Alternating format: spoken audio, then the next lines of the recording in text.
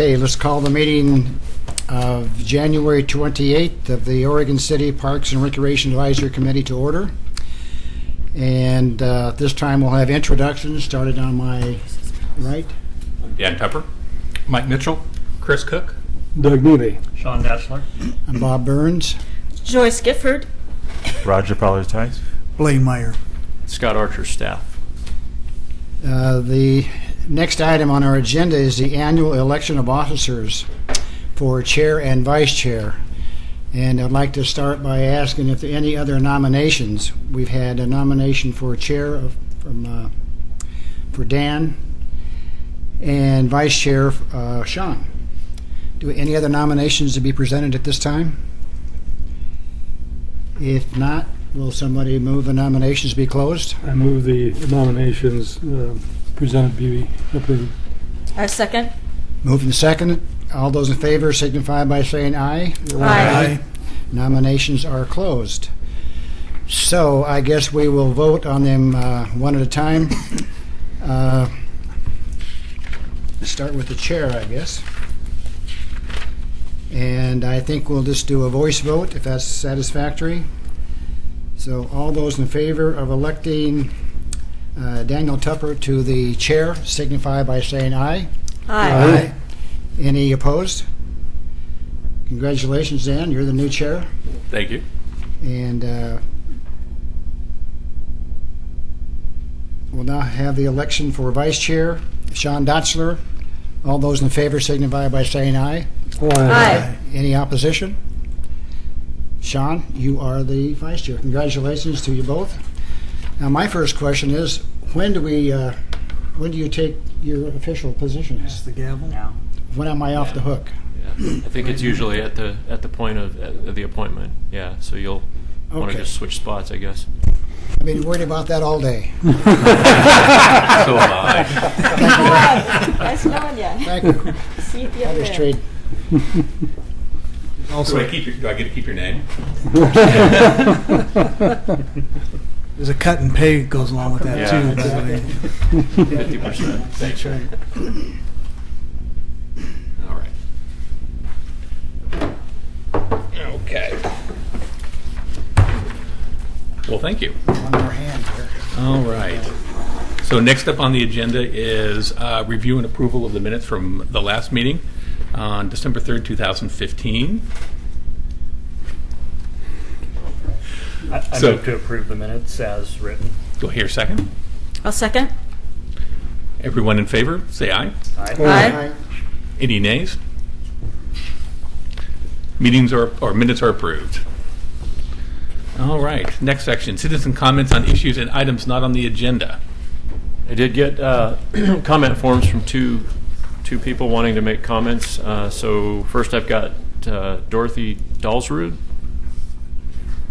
All right. Please come on up.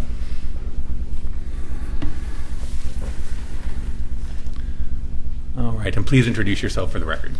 Hello, my name is Dorothy Dalsrud. Welcome. I live here in Oregon City. I've lived here since 1975. After I reviewed your agenda, I realized that I am on the agenda, what I want to say.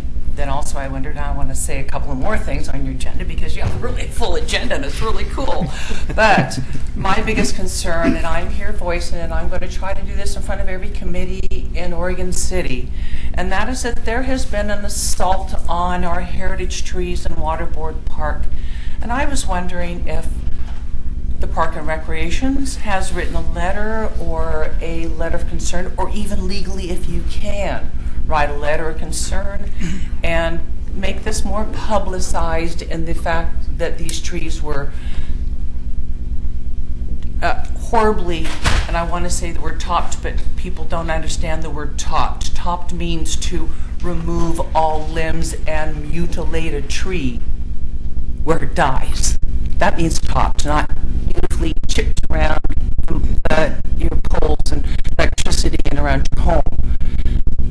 This is an atrocity that has really, really weighed heavy on me.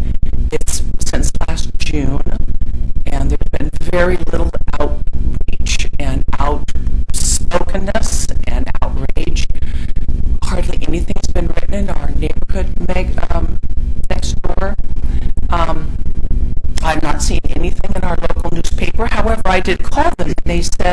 did not want to write on it because they were afraid that they would be hampering or jeopardizing the case. It's now with our district attorney. You probably know this because I'm sure you all have heard about it at this point in time.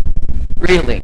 I'm so sorry that when I first heard about it was August because I saw it on our neighborhood forum and someone had said, oh, there were some trees cut down in Waterboard Park. And the first case that came back was, oh, the city's after fines.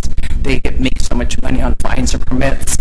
And I immediately tapped in there. I said, you can't cut down trees in your park. We need to look at another issue here, more like view, greed, property value increase. And then the response was, oh, I am in real estate. Yes. No, I have been writing. There is a time limit, so if you go ahead and wind up, Okay. and then we can. I have we been can writing to our district attorney's office once a week. That is just something I've done. It took me 18 phone calls to even find out a name and a citation number for public records. I want to see if you could encourage you to find out if it's even legal, if you can write the district attorney, let him know that you're starting to hear public outcry at your meetings and other meetings, and people are approaching you at the gym now, and and talking to people. I walk Waterboard Park twice a week, and I'm going to start passing out an email address. Okay.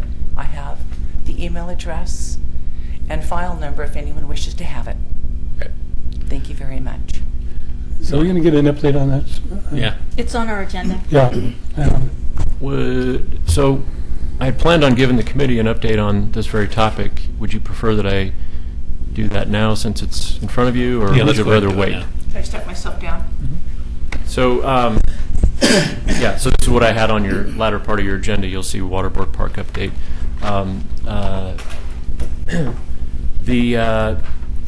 So there, some of you may be aware, some may not, but there was an illegal tree cutting at Waterboard Park. It was back in the summer. There was a police investigation done. It was reported to us immediately by a neighbor. So, a police investigation. It was a very significant tree cutting. Somebody on the bluff cut trees down below, basically in their view corridor. The police did an investigation, got the information they needed, passed it on to the district attorney for filing potential charges. The district attorney has been determining how to deal with this. Is kind of an unusual case for them. It was a very significant amount of damage. We did have at least we've had one arborist report done. We're going to get more done. We had to do one just to submit so that the DA had some dollar figure of damages to work with. And I can tell you that and again, this was just the only one that we've received thus far. Typically, we would get more than just one. Was the financial impact was about $239,000. Now that's for complete restoration, mitigation, replanting. Of course, you can't, when a large older tree is cut, it's irreplaceable for many decades, obviously, and that includes cleanup and limbing up and fixing other trees that were damaged and so on and so forth.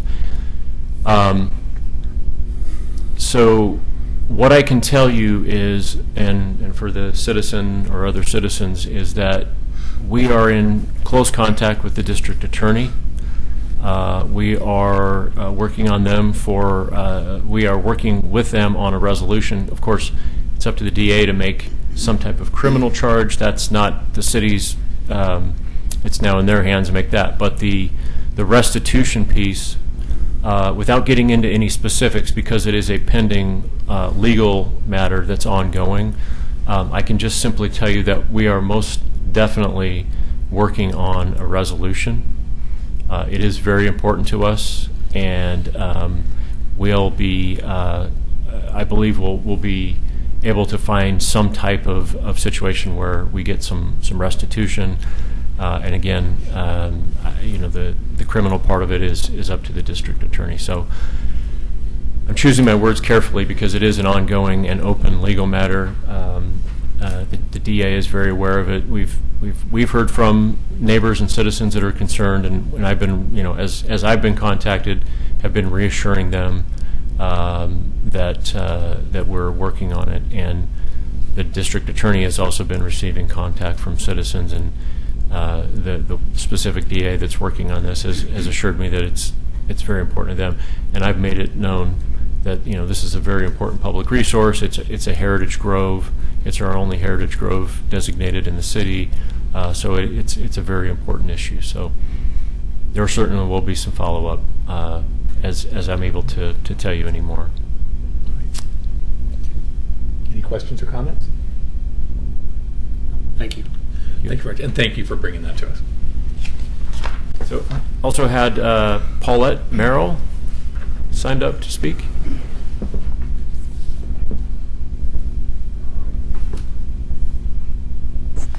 Hi, my name is Paulette Merrill, and I live at 16390 Hiram Avenue, which is up in Park Place.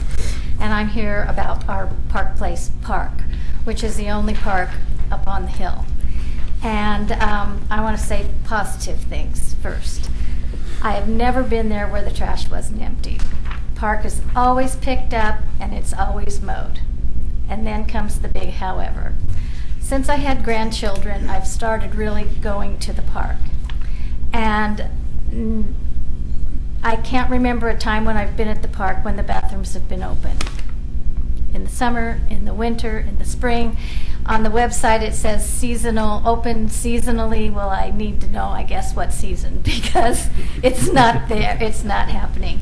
And also, the water fountain's not open. Turned on. If we want water, you bring your water bottle, or you go home to use the bathroom, go home to get a drink. That's not okay. Also, since the park was developed, I don't think anything has really happened in the park. The park had a 3-phase plan. Phase 1 happened, nothing's happened since then. And the roots are starting to come up where the big slide is for the big kids. The tree roots, sorry guys, trees, are coming up under the bark dust to the point where they're almost a tripping hazard. You know how that happens. It's a tripping hazard. And also the tree roots and whatever is lifting the asphalt to the point where the kids can hardly use the, their scooters and stuff like that in certain areas. And I do know that a lot of people jog up from Front Street up through the park, and that's also really a tripping hazard. So that's not okay. And the last couple of summers, we haven't even had a camp host. As many people as need a place, and there's no place down at Clackamat and that kind of thing. You would think that there would be a spot, somebody that wanted to be a camp host in a nice, quiet, and we haven't even had a camp host. That's not okay, especially since there's a place for a camp host. And when I was up there today checking on the water so that I didn't come here and say there's no water and the water was really on and looked like a real idiot, I cut through the path in the grass field, and the hill. Well, we live on a hill, and the water drains, and I don't think they put in drainage when they did that. That was probably in phase 3 when that was going to happen, and it hasn't happened. And so the water just drains right over that walkway. And, if it freezes tonight or whatever, it's going to be a nice sheet of ice and slime for, in the shade. But anyway, that's my 2 bits. I know that we've got a couple of other parks envisioning. Well, visioning happens, phase 1 happens, but then you've got to do phase 2, phase 3, and upkeep. Okay, thank you. Thank you. Thank you very much. I was wondering if maybe we could request Scott to maybe look at that and come back to us at the next meeting on those issues. Yeah, I was going to also say, Ms. Merrill, is that correct? I'll follow. I've got your contact information. I'll follow up with you on some of those concerns and speak to you directly offline. But Thank you. just to let you know that. Yeah. Excuse me. Yeah, I can give you kind of an update. Some of that is related to, she's correct, we haven't had a park host there for a while. It's been difficult to find people to take those positions. We've been short the last couple of years. And then also some of those issues do relate back to some, the kind of our ongoing deferred maintenance concerns and issues, and we'd certainly like to fix some of those. But mostly the bathrooms and not being serviced is because we don't have anybody on site to close them and open them. So we're working hard to try to get that resolved and hopefully have a park host there this summer if possible. But anyway, that's a very short part of it, and we can talk more about that if you'd like. Great, thank you. And thank you. Any others? No, that's all I've got. All right. Other folks are here for presentations on your All right. agenda. So next item, presentations. So Newell Creek Canyon planning update. So Tannen? Yeah, Tannen Prince, come on up, Tannen. While he's coming up, just a quick intro. Tannen is a parks planner with Metro. He's been working on the visioning and kind of the master planning project for Newell Creek Canyon. I'll give you some lights here. Oh, thank you. Let's get this solved. And also a reminder to members to switch your little toggle switches over to the presentation screen for those of you that are not on the side of the dais. Mike and Bob, yours won't have that because you can see the screen. Everybody else. So Tannen has generously agreed to come and give us an update. Metro's completed a multi-public meeting process, and a number of you, I know, were at some of those. And anyway, Tannen will kind of fill you in on what's going on here. Great. Well, thanks to the board for having me. As billed, I'm Tannen Prince, Parks Planner with Metro. So I'm here tonight to give you guys a update on the access planning effort into Newell Creek Canyon. So 3 main objectives for the presentation tonight. The first is just to give you a brief background on our public engagement effort with this project. The second, and this is really the main event, is to review the preferred design alternative for a trail network and day use area associated with the project. And lastly, just go over next steps in terms of development of a master plan for the project, and talk a little bit about the first phase of construction. I know you guys have a pretty tight agenda for this evening, so I'm going to kind of blaze through the first item here and focus a little bit more on the second and the third. So look at the timeline here. Basically, the moral of the story here in the first section of the presentation is that we've had a pretty robust public outreach effort. Began in April of 2014. The first 2 open houses were really an opportunity for us to share some basic information about the canyon, the site, natural and cultural history of the site, so themes like geology, the different types of habitat within the canyon, and an opportunity to talk about some of the conservation efforts that Metro has been focusing in to ensure the ecological health of the site. And the first 2 open houses were also an opportunity for us to gather community values surrounding the site. So themes of conservation, education, and of course recreation. So really what all this information did was it allowed us to start thinking about a program for the project. This is a slide showing an interactive event where we actually asked folks, what types of activities would they like to engage in the canyon. So programming, just trying to get an idea of what the community feels about the site, what they value, and what they'd like to do there. So we took all that feedback back to Metro and organized a 3rd open house for June of 2015.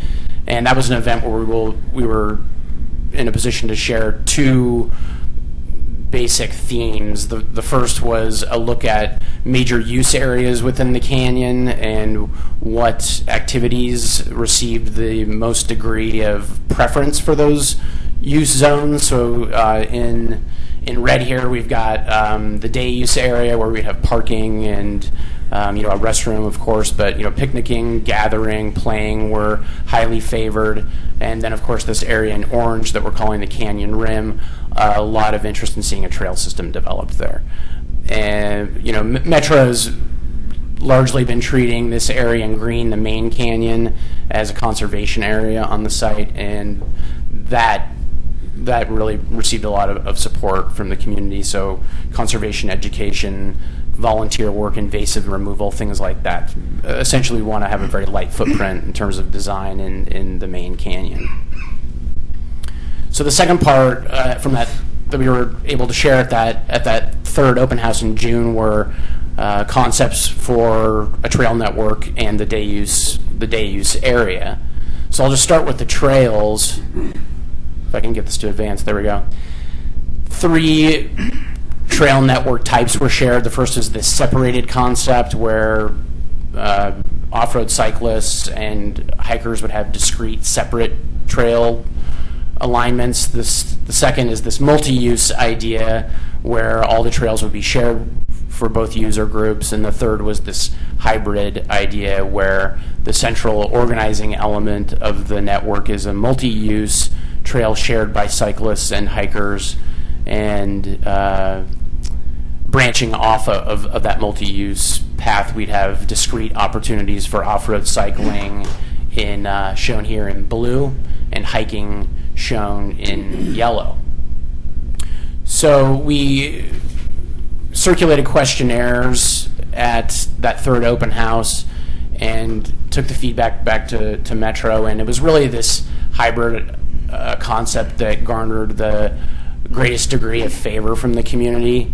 And the more we thought about this idea, the more we liked what this had to offer. For one of the objectives of the project from the beginning was to offer a wide range of trail experiences for people visiting the canyon, and we feel like this does that. The second is that it offers the greatest degree of flexibility in terms of getting both cyclists and hikers in to see all the special things that the canyon has to offer in terms of natural resources and nice natural features, really. So it felt very natural for us to look at this hybrid idea as a preferred concept moving forward in terms of the development of a trail design. So very quickly, a look at the hybrid concept that we brought into that third open house, and I'll just kind of walk you through some of the highlights here. These green radiating symbols represent major built elements within the canyon, so bridges here, and here, an overlook structure at the edge of the canyon up here. These are overlooks above Newell Creek itself. These smaller symbols in kind of bluish green represent significant natural features, so sag ponds, a cedar grove, waterfall. There's a big snag over here. It's pretty cool. So the idea was to design a trail system that accessed these features. The central element of this design was this multi-use path through the center of the site.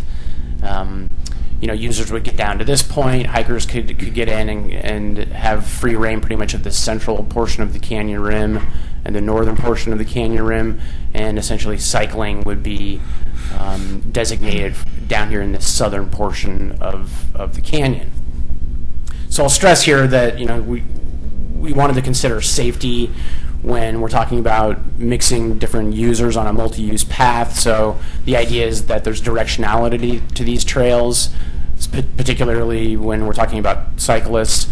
So the cycling trails would be one way. Cyclists would descend along this dash line I'm tracing now to this low point in the trail system, at which point they could either engage in another loop over here or ascend out of the canyon on the multi-use path headed uphill, when they're moving slowly, so we're mixing uses when the cyclists are climbing out of the canyon. So while this idea, as I said, garnered a lot of favor at that third open house, there were some questions and some things that we wanted to address as we moved into the preferred alternative that we shared last month, December 10th at the fourth and final open house. The first question is, if we're looking at the main canyon as a conservation area, why are we running our multi-use path right through the center of it? So, very valid question. The second was, why have we not provided any hiking into the southern portion of the canyon rim? I think there was a lot of interest on behalf of hikers to get in and see the waterfall, the two sag ponds, this wonderful cedar grove down here. So we wanted to address these concerns moving into the preferred alternative, and this is essentially what we did.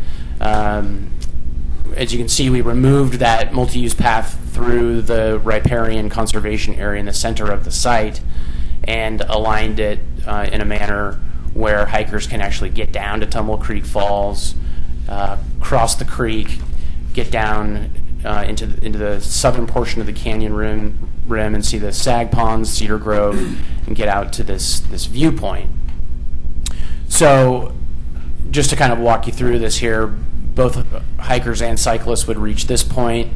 Hikers would be cued to walk down the multi-use path to this location, at which point they can make the choice of either coming down here and seeing the southern portion of the canyon or explore this northern portion.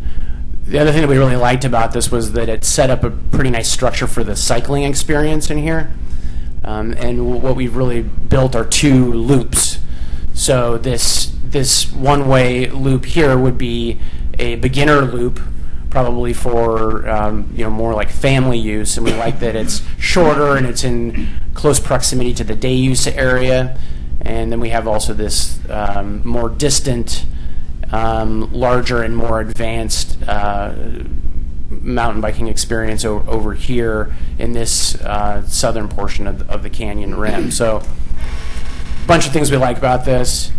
We got hiking into all the major areas of the canyon rim. We've kind of walked the walk in terms of meeting our conservation objectives of protecting wildlife habitat and water quality in the sensitive area of the site here. And we hired the International Mountain Biking Association to give us some recommendations of what areas of the canyon they thought were most appropriate for cycling uses, and they really pointed in to this area and the central area. So we've adhered to basically what the pros told us. So I think there's a lot to like about this option. So last, in terms of talking about design work, I'll just focus in on the day use area. So we're sort of zooming in here. At the third open house in June, we brought in two concepts for the day use area, basically just diagrams. This canyon gateway idea that was very, very orderly and trained, I guess, to the geometries of the site. The second was this canyon approach, where we took a much more relaxed approach to the arrangement of all of these fairly standard day use elements. Parking lot down here, entry plaza and restroom adjacent to that, an open space, possibly a nature play area up here, and then this overlook experience with an interpretive plaza. And then all of these things are linked by this multi-use path that runs from the entrance off of Warner Milne through the site and then down into the trail system. And almost unanimously, the feedback we got favored an approach like this when we're developing the preferred alternative, and that's really where we took it. So in December, this is what we shared. We've sort of simplified the parking. We're thinking that there's probably going to be one primary point of ingress and egress off of Warner Milne here. Automated gate that would open at dawn, close at dusk. We're kind of backing off the idea of Gales Lane being a day-to-day point of ingress and egress, and we probably just end up gating that with a manual gate. Probably a gravel road that linked that gated area over here to the parking, so we'll have some auxiliary parking in here and room for buses and larger emergency vehicles. The entry plaza sort of turned out like this. There's a staging area to take things in and out of your vehicle, pick people up, drop people off, and a kiosk with information about the site adjacent to a restroom, some local access points off of Otter and Beaver. And out here, what we've done is sort of simplified this overlook experience and combined a picnic area with an interpretive kiosk, which would basically share trail information about the canyon. One of the things that's come into focus as we've moved through this process is budget. So we wanted to design this day use area to be flexible in terms of expansion in the future. So this number 9 here, this area that we're referring to as open space or a restored meadow, the idea here is to create a beautiful site amenity, but also some open space so that as funding opportunities present themselves in the future, we could think about the expansion of the overlook area, maybe move the picnic facilities over here and associate it with a picnic shelter. And this purple circle here represents a possible room for a nature playground in the future. So that's really the bulk of the design work that I've brought tonight, and what we shared at this fourth and final public open house in early December of last year. So here we are, winter of 2015-16. As you can see, we are basically wrapping up the planning process for the project, and what we're doing now is moving into the development of a master plan for the site. So really, that master plan is a long-range visioning document for the site, and it'll codify all of the bells and whistles to allow Newell Creek Canyon to reach its full potential as a nature park. And as I mentioned earlier, we do have limited funding, so in many ways the master plan will serve as a tool to determine those elements of the master plan that are most closely aligned with the objectives of the natural areas levy that's funding all of this work. And those objectives are to provide safe, environmentally sensitive, and code-compliant improvements that will allow for public access. So the master plan actually will be, we're in draft now, and that'll be available for public comment at the middle of next month. Once we've had an opportunity to wrap to pull those comments into a subsequent draft, we'll be going before Metro Council and looking to get the master plan adopted on March 31st. The hearing has been scheduled. So, once the master plan is adopted, it's really going to be just kind of a full-scale scramble to address all of the permitting issues. We've got local, state, and federal permitting issues here at stake. And of course, we'll be working with a consultant team to develop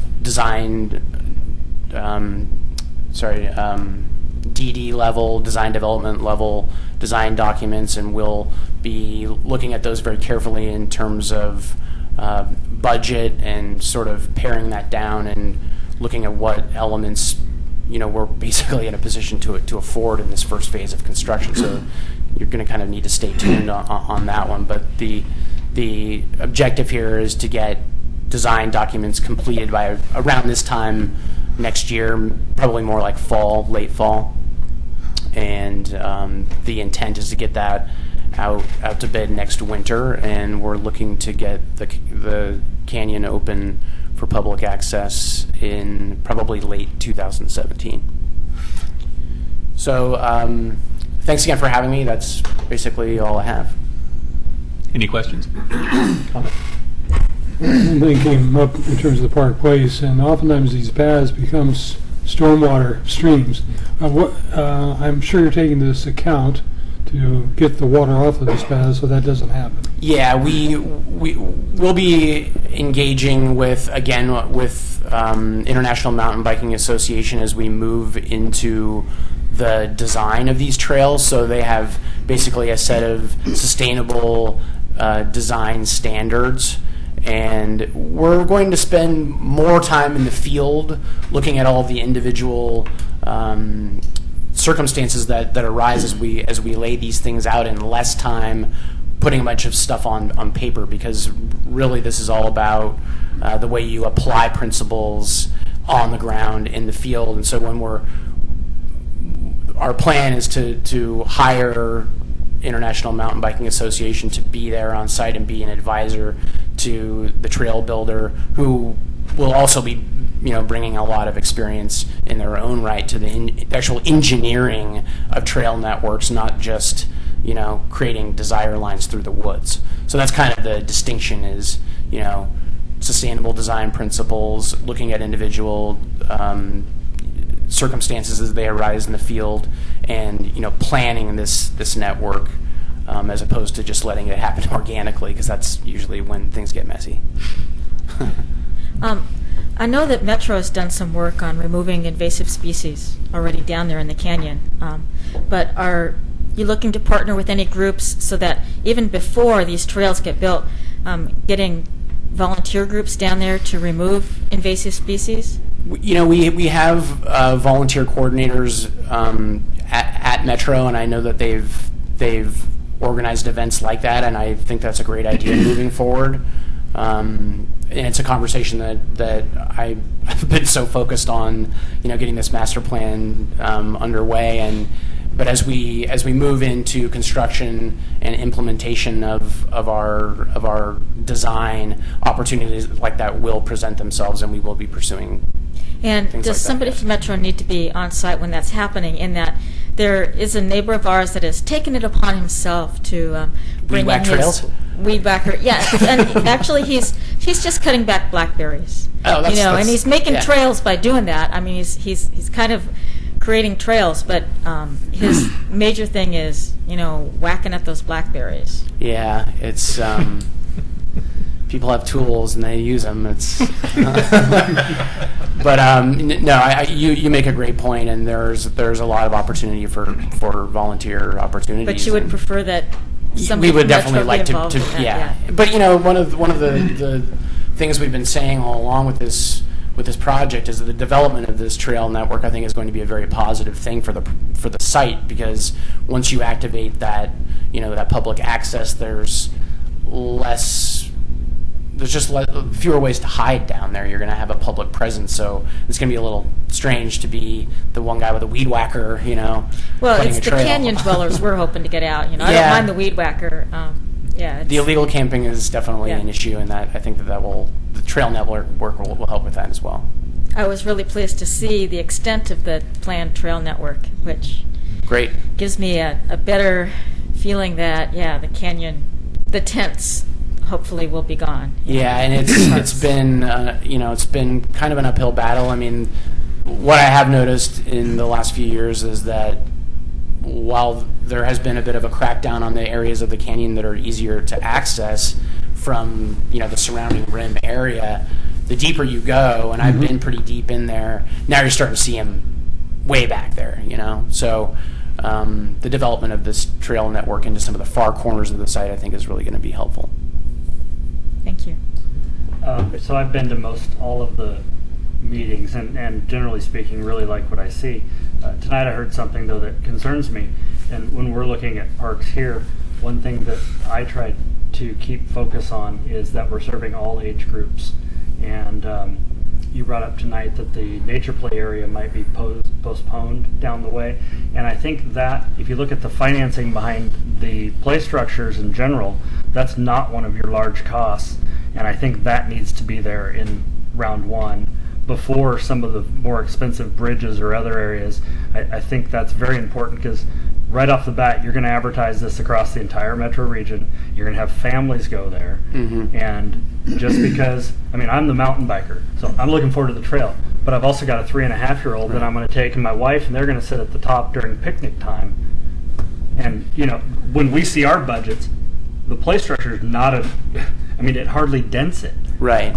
Well, to address that, it's actually a good point, because what we're thinking about with this nature play area is that it wouldn't necessarily be a manufactured play set. We'd be looking at natural materials, logs, things like that. So there's probably room in the budget to think about reuse of some of the. I mean, if we have to down any trees for the trails, we could probably look at incorporating some of those into a more scaled back version of a nature play area, and that could be something that we build on in the future. So I appreciate that. Yeah. Great. I just think from our standpoint, this is also a community park to Right. us with neighbors. I mean, Joyce lives 4 houses away from this, and it's really important that get shifted forward in the focus, I think.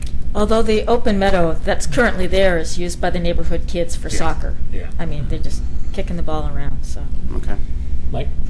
This is kind of a related topic. There's a development proposal working its way through the system in Oregon City for development on the other side of 213, on the corner of 213 and Beaver Creek, and the north side of that property abuts Metro-owned property. Right. And I'm curious if that property on that side of, the opposite side of 213 from this, is on Metro's radar anywhere as far as development. Yeah, it is on our radar because the pieces of property that we've acquired on, you're talking about the east side, right? Yeah. Yeah, the pieces of property that Metro's acquired on that side of 213 are intended to be used in the development of a regional trail loop that basically encompasses Oregon City. So, one of the things about our land acquisition program, though, is that we only deal with willing sellers. So it can be piecing together these trail right-of-ways can be a pretty lengthy process because we'll have significant acreage and then just what we call gaps, and we have to wait, either engineer our way around these gaps or wait until someone is actually willing to sell the property. So I don't know if that answers your question, but we do have designs on the development of a regional trail, which would be an 8 to 12 foot wide asphalt trail on the east side of 213. But we're a little limited in terms of willing sellers right now. Thank you. Just a couple of comments. I've been involved with this from the beginning. Sure. And I just want to say, Tannen, to you and Dave Elkin, Carlotta, others, huge. This has really been great. I feel like you guys have been fair and thorough, and just kudos. And thank you for the bike trails. I think that's a big corner that was turned. Our guys are very happy. Gals that do the trail riding are very happy about that. That's great. And I wanted to say too that I saw on the map that you had more hiking trails down in the more northern section. I didn't see that before. Very encouraged by that. Would those be added in phase 1, or is there a phase 2 or 3, or how quickly would those be added? I'm looking at the hiking trails as probably being the trail elements that are the least expensive to develop. The cycling trails are going to take a lot of careful design, and we'll want to be looking at erosion issues like Mr. Neely mentioned. So to answer your question, we're going to be looking at a lot of different cost scenarios, but I think that there are, because of our position, I think in terms of leveraging partnerships with Oregon City Trails Alliance and Northwest Trails Alliance, there's opportunity for us to form work parties for trail elements that we're not in a position to build in the first phase. So my dream here is to see as much of the trail network developed as possible, and because quite frankly, a lot of the commentary around the day use was just keep it simple. Do the things that you need to do to provide safe and code compliant access to the site, and let's focus on the trails and get that built. So. Does that answer your question? Yeah, it sounds like that's going to be pretty close to the front end of the project, getting those in, and yeah. So that's great. Yeah. So and I'm glad you want to use the Oregon City Trail Alliance and Northwest Trail Alliance. Those are great organizations, and they're very eager to jump in and help out. That's what we want to hear. Yeah. Great. Well, I wanted to say thank you, and I guess are there any other questions? No. Just, I guess, one last question, and that's, are you seeing any concerns or impacts from the slope instability? What is it, the south end of the canyon? Yeah. Really, really great question. We're working with a geotechnical engineer. In fact, I was down there a week and a half ago with the outfit that we're going to be working closely with as we look at not only the trail alignment. So, these guys have, backgrounds in geology, and we'll walk the alignments, make sure that, where we're proposing trails, they're in stable locations and not in danger of being buried by something uphill, God forbid. But another big component of this are the bridge abutments.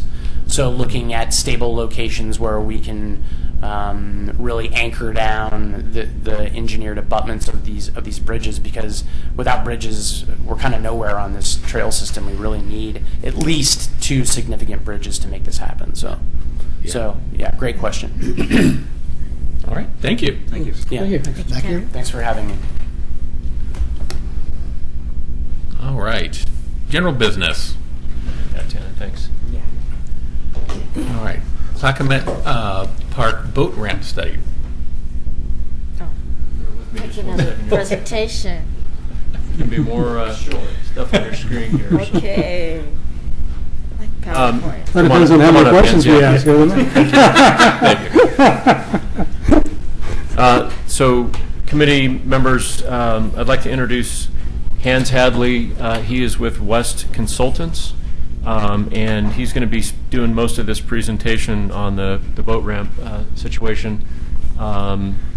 Before he jumps in there, though, just a quick kind of a reminder, refresher, maybe for some of the newer members, especially Clackamas Park. Our boat ramp there has been closed since I think December of 2013 because of the river current and the undermining of the ramp and the stability and the structure. At that time, we closed the ramp and we did some emergency repairs that basically stabilized it from further damage and also kept the large plates of concrete from going out into the river. And so we did that and then sort of stabilized it, and we've closed it, and it's been closed since then. We've been working with our partners in the Oregon State Marine Board since that time in terms of discussing what we're going to do, how to approach it. There's an overwhelming amount of feedback that says, indeed, we do want to offer boating at that site, even though we have the Sportcraft boat ramp not too far up the Willamette River from that site, but nevertheless, there's still enough demand. So in working with the Oregon State Marine Board, we were able to secure funds via some funding sources that they have, as well as some funds from the Oregon Department of Fish and Wildlife, to perform a hydrology study, which would help us determine the best course of action, both for considering repair of the current ramp and or just a full replacement. That's that study has been fully funded, I want to acknowledge, by our partners in the Marine Board and the Oregon Department of Fish and Wildlife. The city has not spent any of its own funds on that other than just staff time. And so the city and the Marine Board selected West Consultants, and they have spent a good portion of the last year doing this hydrology study. And Hans is going to tell you all about that and kind of tell you what the outcomes of that are and what the recommendations are, and then we can have some discussion. So. Yeah, I'm just going to give you the short story. And actually, excuse me, but before you start talking, Hans, a couple of handouts for you here. I'm going to start them with Blaine, and you might just each take one of the two things there.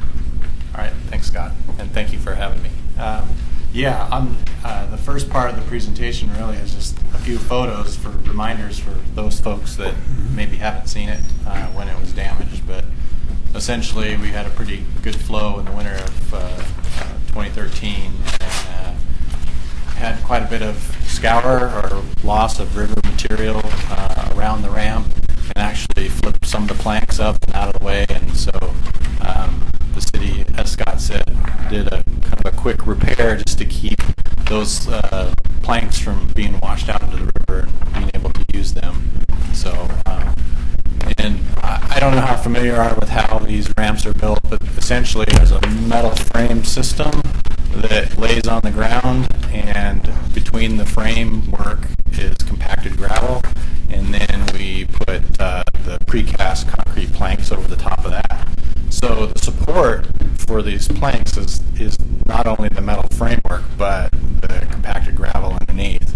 And so we had so much of that material wash out, and during that emergency repair, that compacted gravel material wasn't really put back. It was just, let's get the planks back in place and let's put some rock around the outside to keep it from any further damage.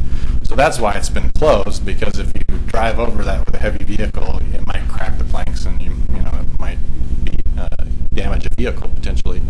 And these planks are just essentially precast, and you can see up here that they basically are tongue and groove. They're kind of like a hardwood floor system that they just kind of fit together, and they just lay on top of the compacted gravel and the framework. There's nothing securing it. It's just the weight of the planks. So that's part of the reason why they got kind of knocked out of there by the river current once it undermined a portion of it.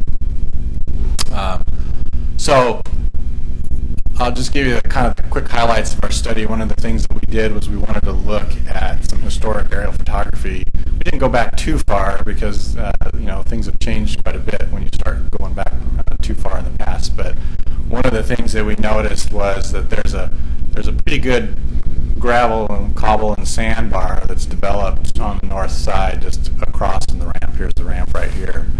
And as that bar has continued to develop and grow, it's kind of forcing the river further and further towards that ramp. And so it's putting more and more pressure on it. And trying to salvage the ramp and keep it in the same spot in perpetuity, I think, is a fool's errand to a certain extent, because we just can't go in there and do dredging like we used to be able to many years ago. It's just, environmentally, it's just not feasible anymore. So as part of the analysis, one, we were looking at what is it going to take to repair this ramp so that it would last, another 4 or 5 or 6 years, however long it takes to find a permanent solution. But also trying to understand, is there a better place in the park that might be more favorable to a new ramp? And so this next picture is kind of an output from a hydraulic model that we did. It's a 2D model. This represents a 100-year flood, and these color codes are velocities of the river, basically. So these red values that's like 9 feet per second. So during a big flood event, water is being squeezed through the 99 bridge here, and it's really coming through here, shooting through here right towards that ramp. So you can see these kind of area closest to the bridge in here is probably not the best spot for a boat ramp. Can I ask you a question there? Yeah, you bet. It looks to me like it's heading towards that gravel bar, so then does it deflect it?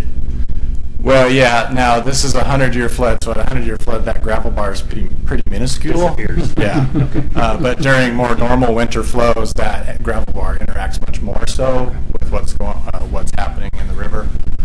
And also consider that this area is tidally influenced, so things can change with the tide as well. So this is this area, if you've got a high flow in the Clackamas River and a lot of gravel is coming down and you got a high tide in the Willamette, it just kind of slows down and stops, and this is where things drop out. So one of the things we wanted to do is can we get further away from that area and try and find a spot maybe down in here that might be a better spot for a ramp.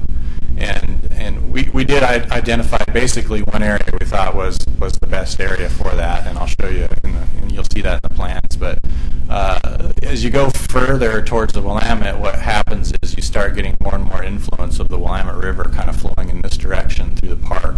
You get a lot of debris being built up. If anybody's been down there recently, you can see a lot of logs and other stuff that's there. So we wanted to avoid that area as for a ramp. We think that would be a good spot for it. So first, let me just go through the repair plan. Essentially, what we came up with is we have to rebuild the lower part of the ramp. All of the precast plank components basically have to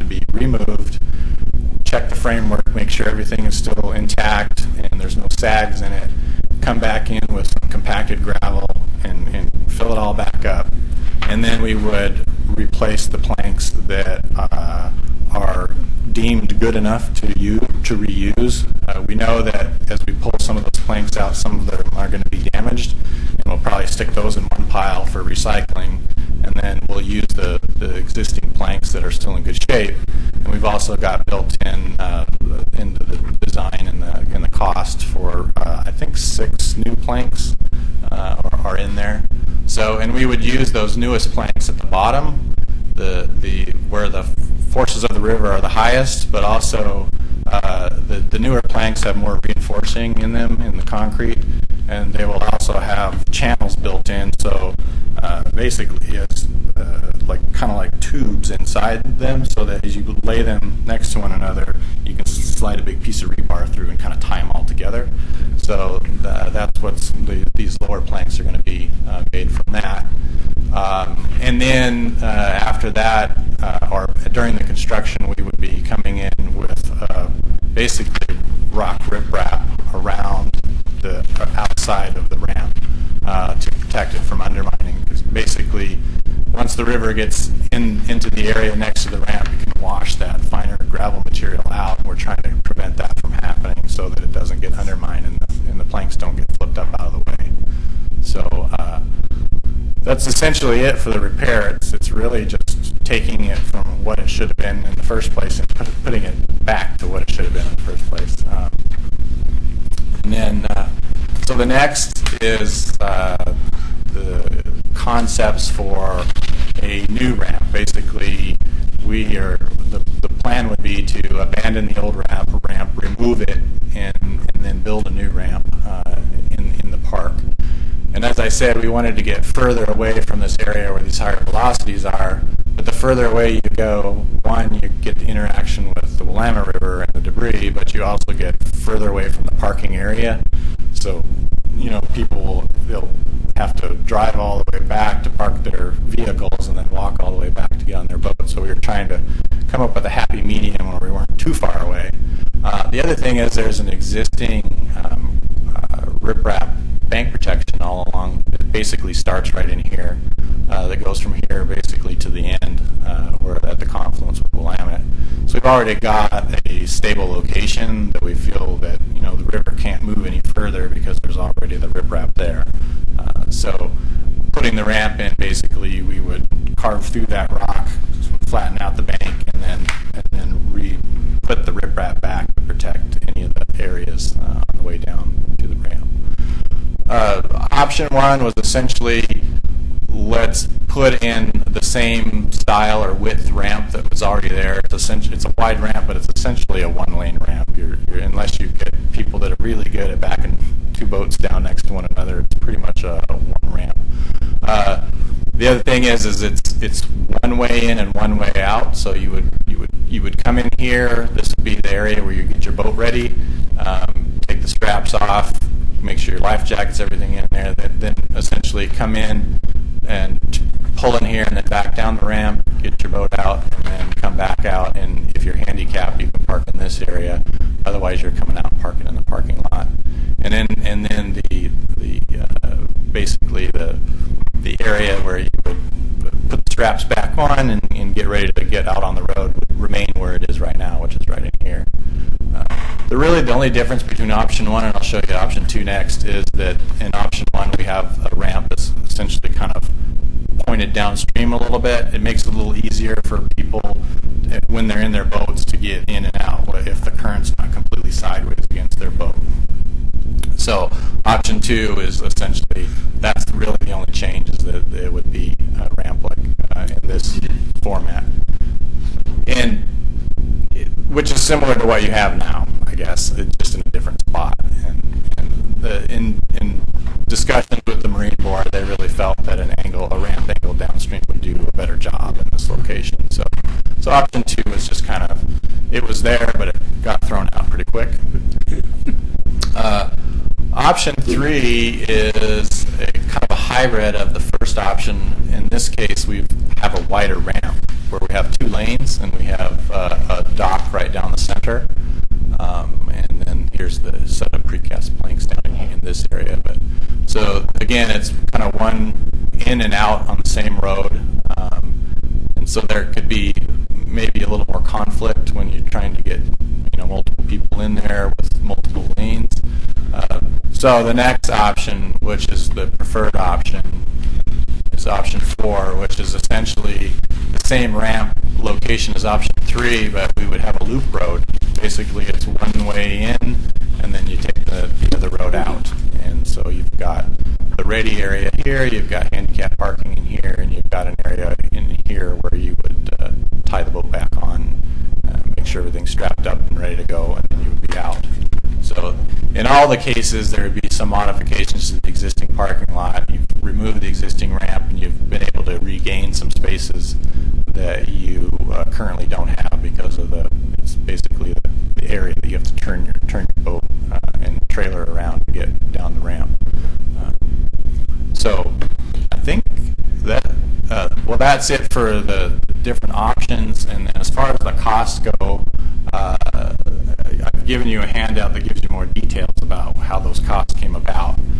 But essentially, the repair work is in the $127,000 range, and then the 3 replacement options are anywhere from about $880,000 to $960,000 cost. The option 4, which was the highest cost but also the most preferred option, you can see there's more work, there's more pavement going in, and so that's where the costs are a bit higher.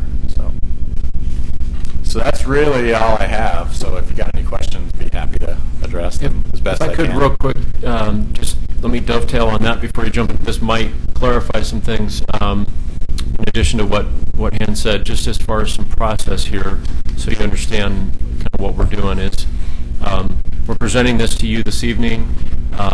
We'll be doing essentially the same presentation to the City Commission at their February work session in a couple weeks or so. What we're talking about are 2 different pieces here. One is the temporary repair that he's described. That would be at the existing location. We are seeking, in work with our partners in the Marine Board, we're seeking to do that as soon as is possible. Now, what that means, that's dependent on 2 things. One is funding, and 2 is permitting process, which, working in the public body of water, permitting can be complicated. The Marine Board and the city are committed to getting access to the boating community opened at this site as soon as we're able to do so. The Marine Board, we've had conversations. The Marine Board is going to be pursuing potential funding for the temporary repairs. The city may be making a partial contribution towards that, but they're seeking to fund as much of that as is possible. The permitting process, there's an in-water work period that you're limited to that basically we'd be shooting for. I think it's in July. I think is what we'd be looking at.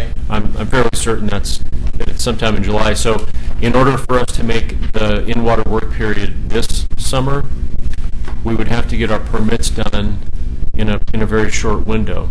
Yeah, we are aggressively pursuing that, but we are not sure if that's going to work out. If that does not work out, then we'd be looking at summer of 2017 to get the work done.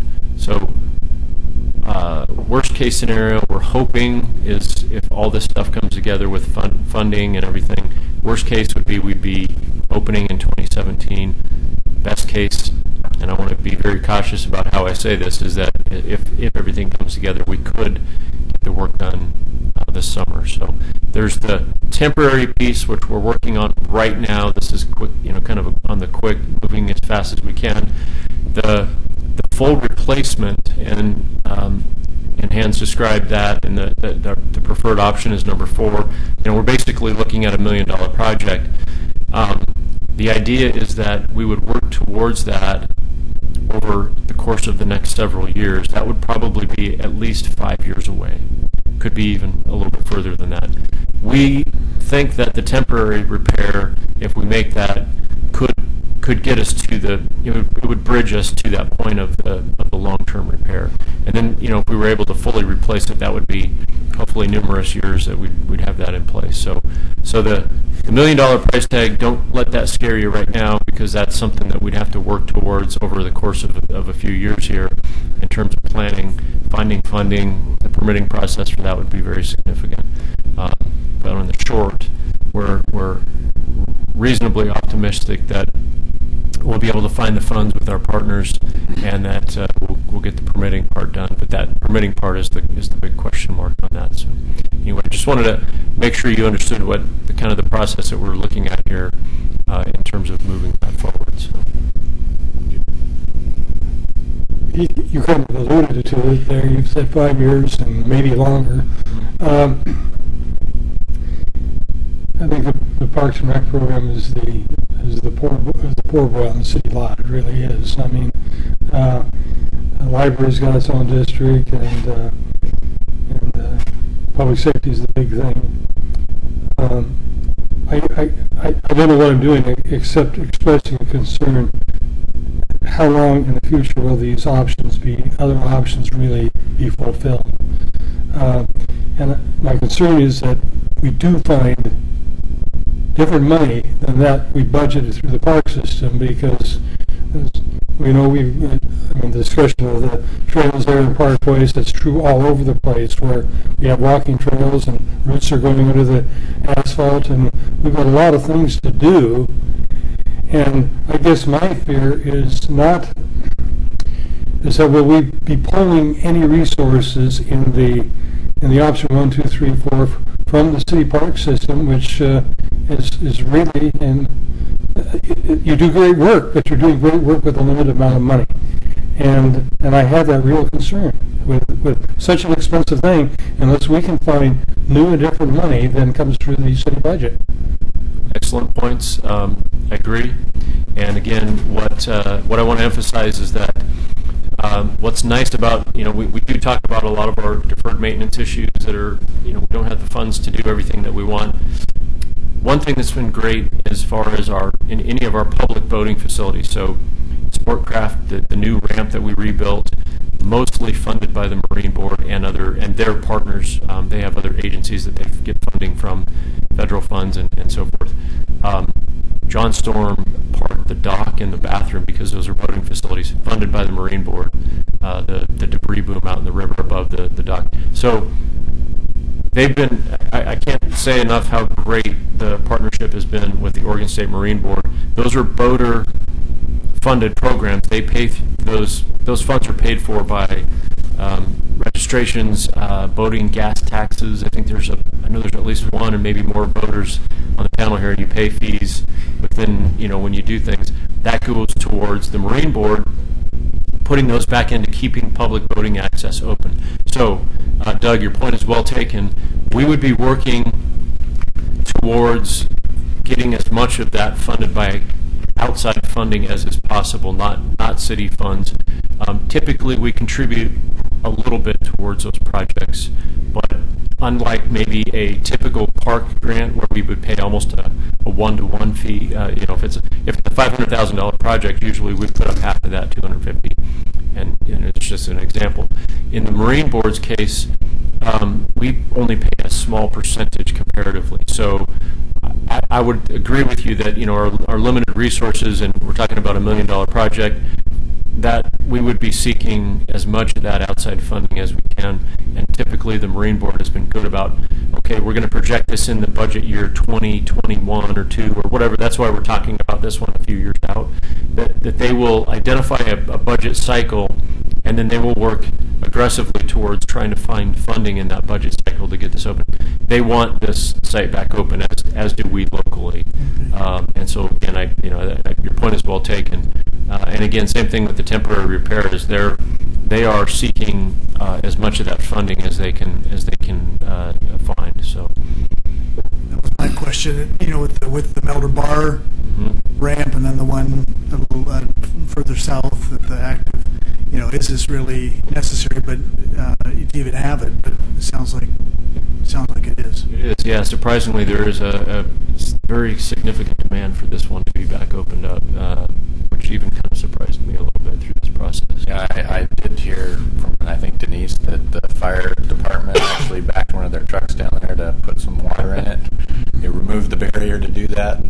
probably shouldn't have. Could have lost a pretty expensive truck down there. But I like the idea of moving it more west, because then that, if we remove the old ramp, then that would allow you to make that maybe more of a place where people go and put their. They can feed the geese and the ducks there. Exactly. Not on the ramp.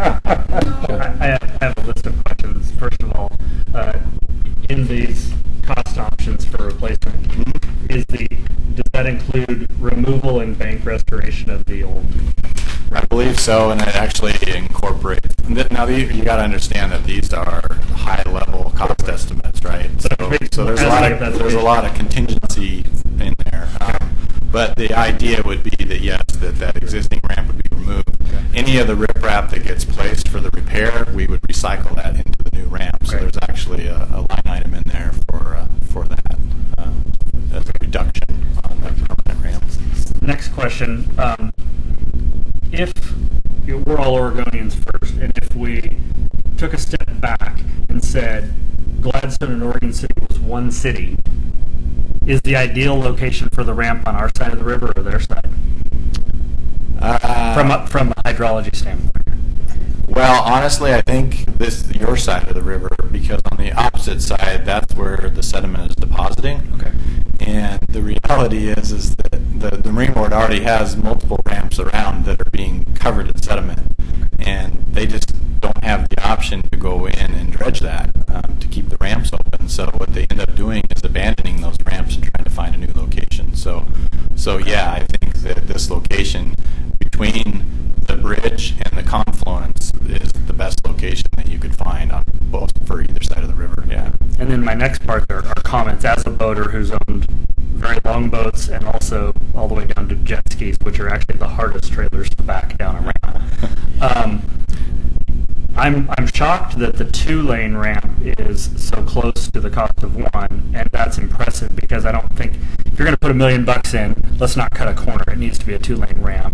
But the one concern I had, if you go with any of the options that don't drive completely through, when you're making the left-hand corner from the parking lot with your trailer attached and pulling all the way forward, longer trailers are not going to straighten out with that length. It only shows 50 feet there after the curve. So, I mean, it's just a challenge. And when you're there with bigger trailers, and it seems like, for example, opening up the radius of that area to include the area that's in option 2. So if you took the top of the ramp of 2 and any of the others, that larger width. Well, I think the idea is that with option 4, which is the preferred option, you almost have an infinite. You totally fix that. Yeah. If any of the other options are on the table. Yeah, and the reality is, I think that at this point, what we're trying to do is define which is the preferred option, and then we're going to move forward into a 30% design with that. So we're basically at this point getting ready to throw those others off the table and say we're not going to look at them anymore. And from my standpoint on the board, I would be in favor of option 4 only. Then my final comment for all of us, and the photos presented tonight don't show it very well, is there's a loss of park use. Yeah. And I'm curious to see the overall net loss to that park for other users. Maybe this is the right decision, but I don't want to get too far ahead without us discussing that. First off, I agree 100% with what Doug said. And to add on to what Sean just said, my biggest concern when I look at this is the loss of parkland for other use. It is a multi-use park, and it looks to me, especially with option 4, that you're cutting off a huge amount of parkland. It's going to make an island out of that center area, and people with young kids and whatnot are not going to be wanting to go back and forth. It wouldn't be a safe situation. And I'm wondering where that existing road is. Why is it that the access to the new ramp isn't slid north, I guess, more over the footprint of where that existing road is? And I realize you'd be making probably a little more of a, closer to a 90 or maybe even more of a 90 to get aligned with the ramp.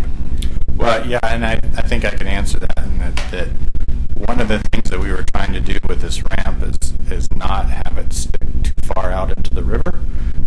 we needed to get it out into as deep an area as we can, but we actually pulled it back a little bit so that we aren't sticking it so far out in the river. Because even though this isn't the highest velocity zone, there's still high velocities through there, and we know that it's going to be that lower portion of that ramp is going to be the most difficult portion to protect. And so we were trying to pull it back a little bit, and so it has to maintain a constant slope. So if you're pulling the bottom back, you're pushing the top forward. So that's why the top is as far back as it is. I'm sure that we could look at realigning that a little bit to try and to address that. But essentially, yeah, we have it the way that it is, and we would basically be obliterating a lot of the existing asphalt that's there, turning it back into more park and riparian area, and then having a new circular approach. Yeah, I hadn't thought about that, Mike. Where that ramp is over the top of that asphalt, I bet you're dropping a few feet. Multiple feet. Yeah, you're right. I hadn't thought about that until you said that. Yeah. So then I guess I wonder, in option 4, why does that exit portion have to loop so far down into the park? Why couldn't it be more parallel to the in road? Yeah, and I think it's just because it's trying to. Well, let me step back a little bit and let me just tell you that although I'm the project manager in this, my expertise is hydraulic engineering. So I'm the guy that's the river guy. You're here, so. But I am. So we did have KPFF, which is a general civil firm, help, and the Marine Board. This loop actually was one that was proposed directly by the Marine Board, that they thought that this would be a good option. But that's not to say that this can't be modified based on your folks' opinions about I saw it. that as logical, Mike, because it's actually a straight shot for the rest, going into the rest of the parking lot. There's no maneuvering with the trailer. It would make Whether right or wrong, but I see their logic. Yeah, we're trying to maintain the existing traffic flow pattern in the existing parking lot and basically come into that same area where you could go straight back into the parking lot, not have to take any severe turns to get into the parking lot to park your boat or your trailer and your vehicle. Great. But I know we have the festival down there every year, and that is right, pretty much where that goes, right in the middle of that, right? But that's not to say that they couldn't close the boat ramp for the weekend and have their do festival. that during the festival usually. So that area, quite still be honestly, used. Well, more Might be accessible. better it use would for probably be festival. more usable, because a lot of that, I hear the concerns, and we've certainly, from my staff perspective, is that was one of our concerns, is looking at how much park land loss there would be versus the improvements, and kind of weighing the cost benefit of that. But the closed, kind of the quote old roadway unquote, that is no longer open, but is still kind of walkable, sort of bikeable. That's pretty rough. It's in bad shape, and it's deteriorating more and more. So this actually improves some of that, which improves some of the walkability on that riverfront bank there. Even though you've got traffic to be concerned about, but we have talked about ways that might be somewhat pedestrian friendly, and so we'll continue to look at that. But I think it certainly for that event and other things like that, it actually kind of improves sort of the surface, because it's not in good shape at all right now. So. Yeah, just again, keep in mind this was a very high level kind of what's the concept that everybody likes, and once we have that, then we can start digging into the details about the connectivity for pedestrians and Okay, so again, we're working conflicts. short-term, temporary repair, longer-term, fine-tuning this, but just kind of generally honing in on that the preferred option is what we've got on there is number 4. As you said it very well, Hans, we've got some time to work towards the details of that. We just need to kind of have a high-level concept idea of generally what we're looking at and then work towards that. Yeah, I mean, I was looking at it, and I was actually wondering if we're talking about loss of park land, or we create this kind of island in the middle of these roadways. Is there any possibility of actually maybe claiming some of that as not trailer parking, but it's just individual car parking and then reclaim some of the other part of the lot for heading in parkland.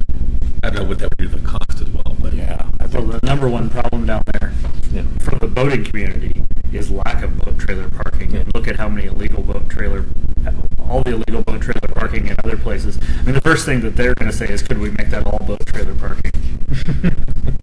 Frankly, Yeah. I was just thinking, there will be a group that will ask that. I'm just thinking about, the radius of the turn would be, maybe a tight turn to get in there and park. But you do kind of make that an island where it's useless. I mean, I'm not going to take my daughter there to play. Yeah.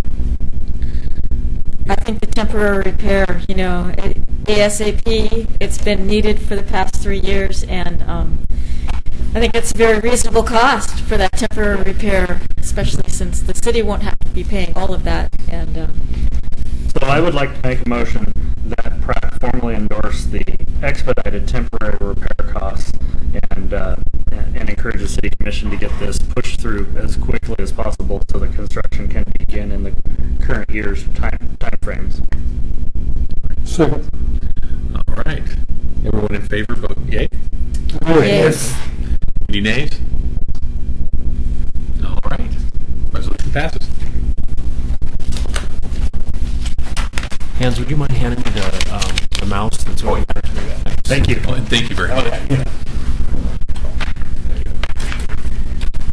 All right. Next item, Willamette Falls Legacy Project update. I'm just going to leave the screen down and because we're going to go back to a couple other things that I've got to show you some slides. A lot of stuff on the presentation thing today. So actually the next two items are pretty quick, just kind of update types of things. The Legacy Project, don't have a whole lot to report. Again, this is just a standing item on your agenda. I think I mentioned last meeting that we're preparing for the Riverwalk design process to begin, getting ever closer to that. At the next PRAC meeting, we will have project staff from Metro and also possibly some additional folks from the city to give you a detailed presentation and update, kind of a full comprehensive report. And so you'll get a lot of good information there. So unless you have any other questions on that right now, that's kind of where we're at.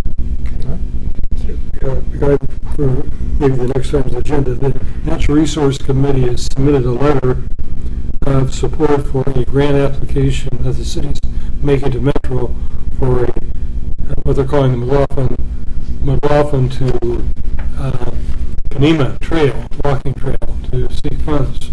I don't know, is that on this? Yeah, next two items after the one we're talking about, I'm going to give you more of an update on that. So you do. All right. Next item, pickleball request. So this was continued from your last meeting. You recall that the pickleball group came in and kind of formally made a request of some additional improvements at Hillendale Park, and we talked about, we kind of ran through those a little bit and just said, let's put this back on the next agenda to talk about. We're still working through that, kind of reviewing that information, and I don't have a whole lot for you on that at the moment. I'll probably have some better information at our next PRAC meeting, so I'll just plan to put that back on your agenda. And I'm sure it'll kind of be a continuing item for a little while we work through that. So unless you had any questions about that, just didn't really have any specifics for you tonight. We're just kind of working through those lists of requests, and we'll give you a staff report about that. Just to let you know, my granddaughter was visiting, and we took a walk down to the pickleball court, and they're learning pickleball at her middle school, and she was quite impressed with the pickleball court. So it's not just for old people.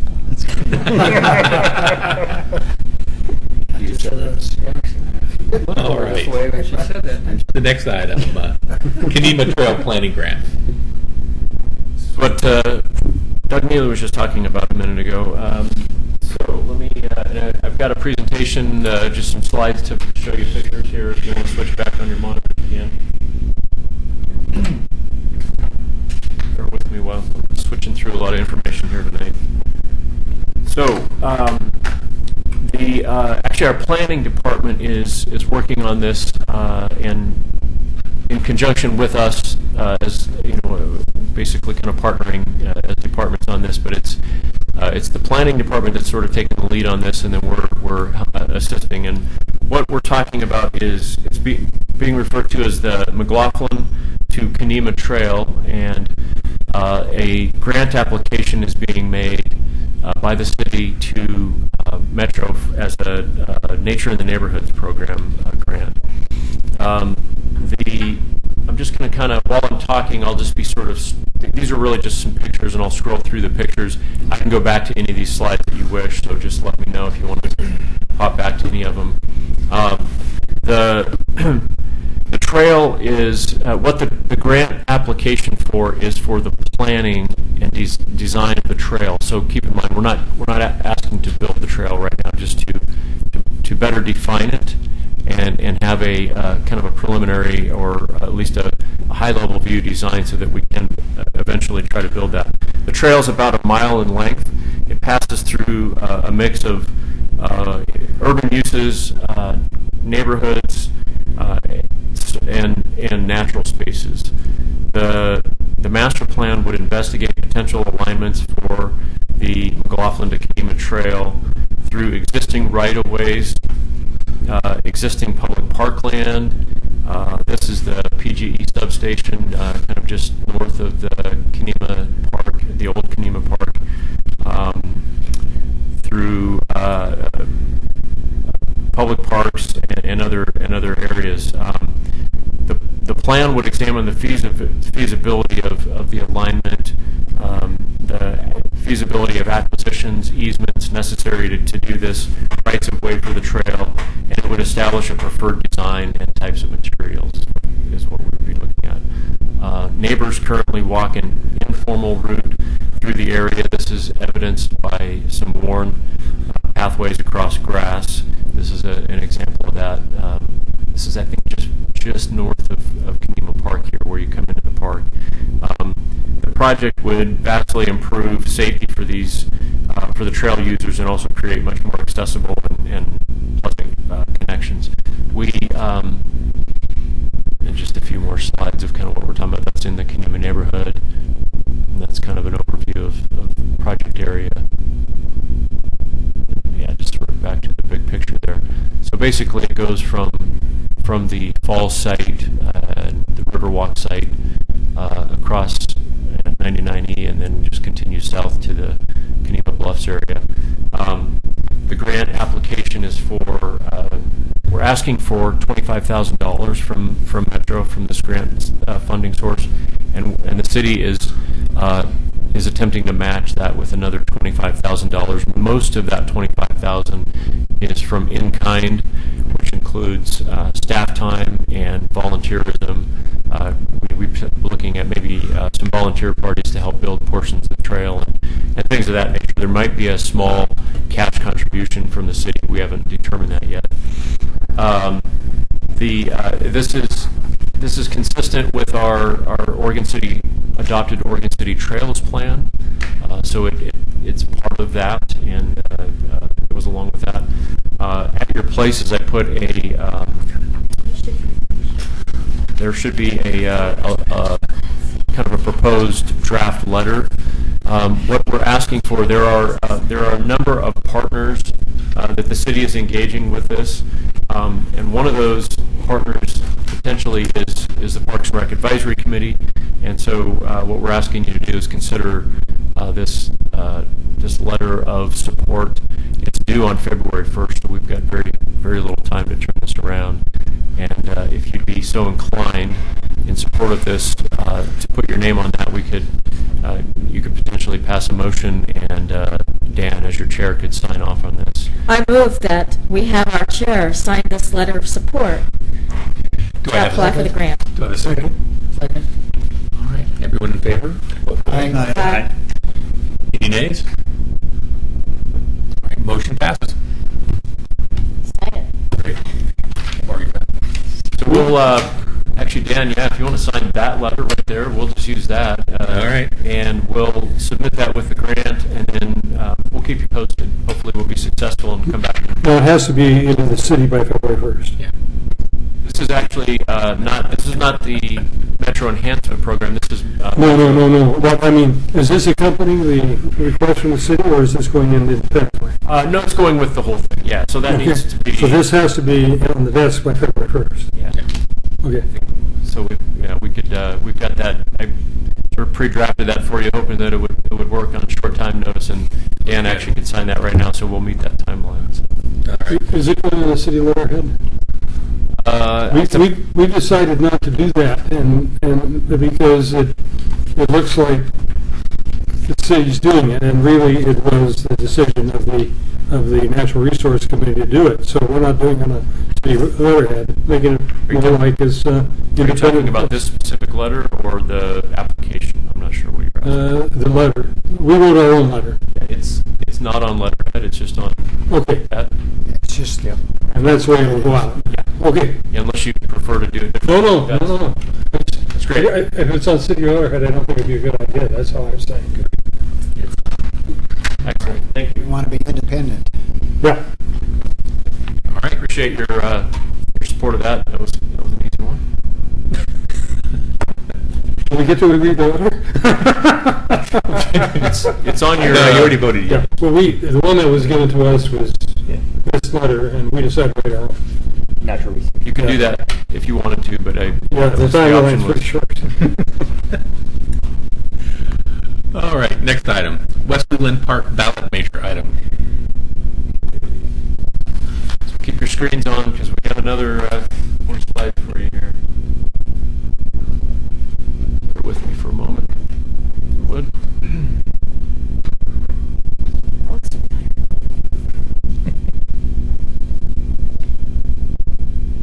Size on this is not great, the alignment, but you'll get the picture here. So, okay.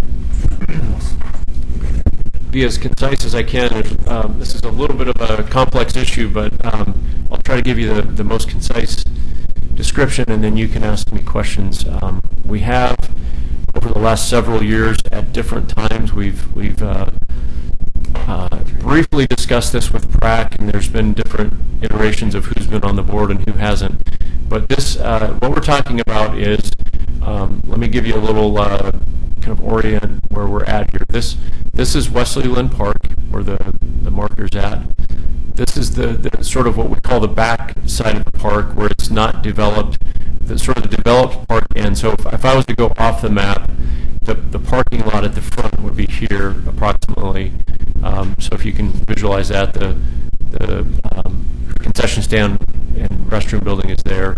So we own this, including that kind of stamped down sort of what we call a social path, or just a worn pathway where people naturally use the park. This is the house that we own, that we rent out right now until we develop. There's a little shed. And again, all of this is city property. This was part of the original purchase, and Sean was here when that was going on, so you may have any comments to that. This was the added piece a few years ago that we bought when it became available. That was where actually the original family lived, where Wesley Lynn was the person's name, who the park is named after. Was during his younger years, he used this property and ran out into as a field, and then he was a person who had some special needs, and it was very special to him and the family. And when the city acquired the property, it was part of the naming process became Wesley Lynn, which gets sometimes confused as we're saying West Lynn. That's an important distinction there. So what we are talking about tonight, excuse me, I've got a little scratch, is the adjacent property here, which is not park property. Again, Leland Road back here. So this area is privately owned. That owner is, and this has been in discussion for, I think I can say probably about 8 to 10 years. I think it goes back to maybe 2006 when I first started talking about it. It's gone through different, it's been the same owner, but different developers have been working with that owner, and then it's kind of started and stopped, I think, based on partly the housing market and the economy at certain points of that. And it's back on the table again to develop. So I'm going to switch from this to a proposed development plan. And so if you can just visualize where we're at here, keep in mind this is kind of a key piece, is that what we'll call the roadway that connects into where the park is at, and this is a pathway that ends up kind of circling the park. So I'm going to switch this out. I didn't do a very good job of setting this up. I've got to go to a different picture here.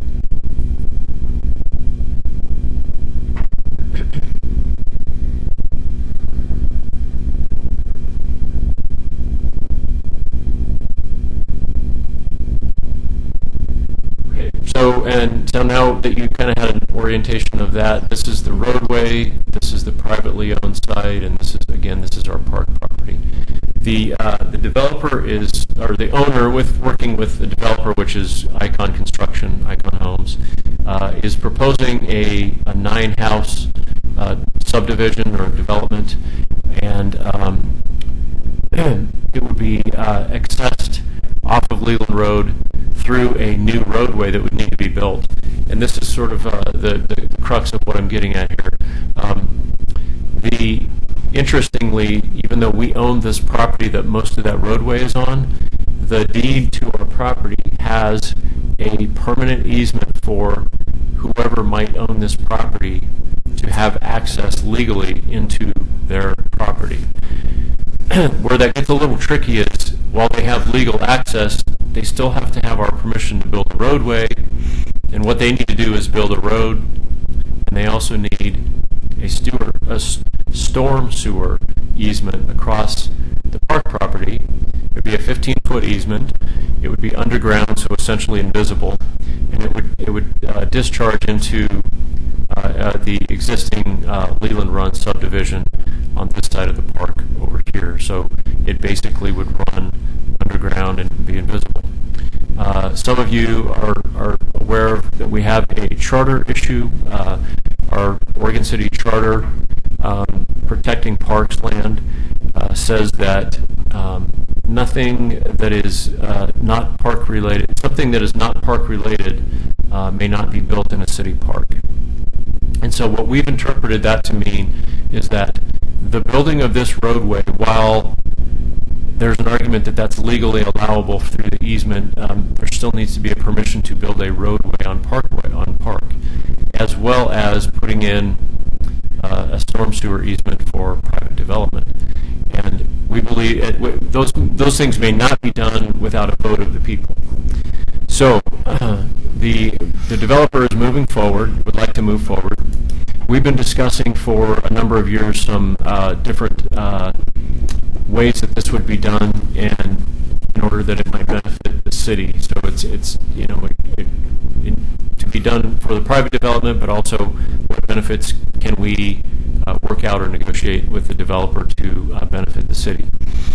So we are moving this pending anything stopping that decision from happening. We are moving this towards the developer has requested that this would be on the May 17th ballot of this year. So the question would go out to the voters: may a roadway and a storm sewer easement be built on Parks property? The question is simply yes or no, giving permission. What we are negotiating, and have been for years, and the developer and the property owner are agreeable to, is again, I showed you that picture that had that pathway that was basically had been naturally worn in over time. Across the way here, where this Redaway Avenue is, if you're familiar with this road or this area at all, there have been probably getting into the hundreds of home units built over the last several years. I would argue that, and I'll tell you that on my personal and professional observations, I drive this road nearly every day back and forth from home. I live on the south side of Oregon City over here, and sometimes multiple times a day. I believe that there probably are at least as many, or maybe I would say more people accessing the park from this side than there are on the developed side. And that's due to the number of folks that live over here wanting to get into the park easily. And what's happened is they've worn this pathway in, and it's not the greatest ways to stomp. You basically have kind of stomping through a field. When it's dry, it's okay. It's a little rough, but during the wet months, while the drainage isn't too bad in some places, and I see a lot of parents with strollers bumping their kids along, and folks walking in there, and I just think we've talked about maybe if this development weren't going to happen, putting in our own hard pathway of some type. So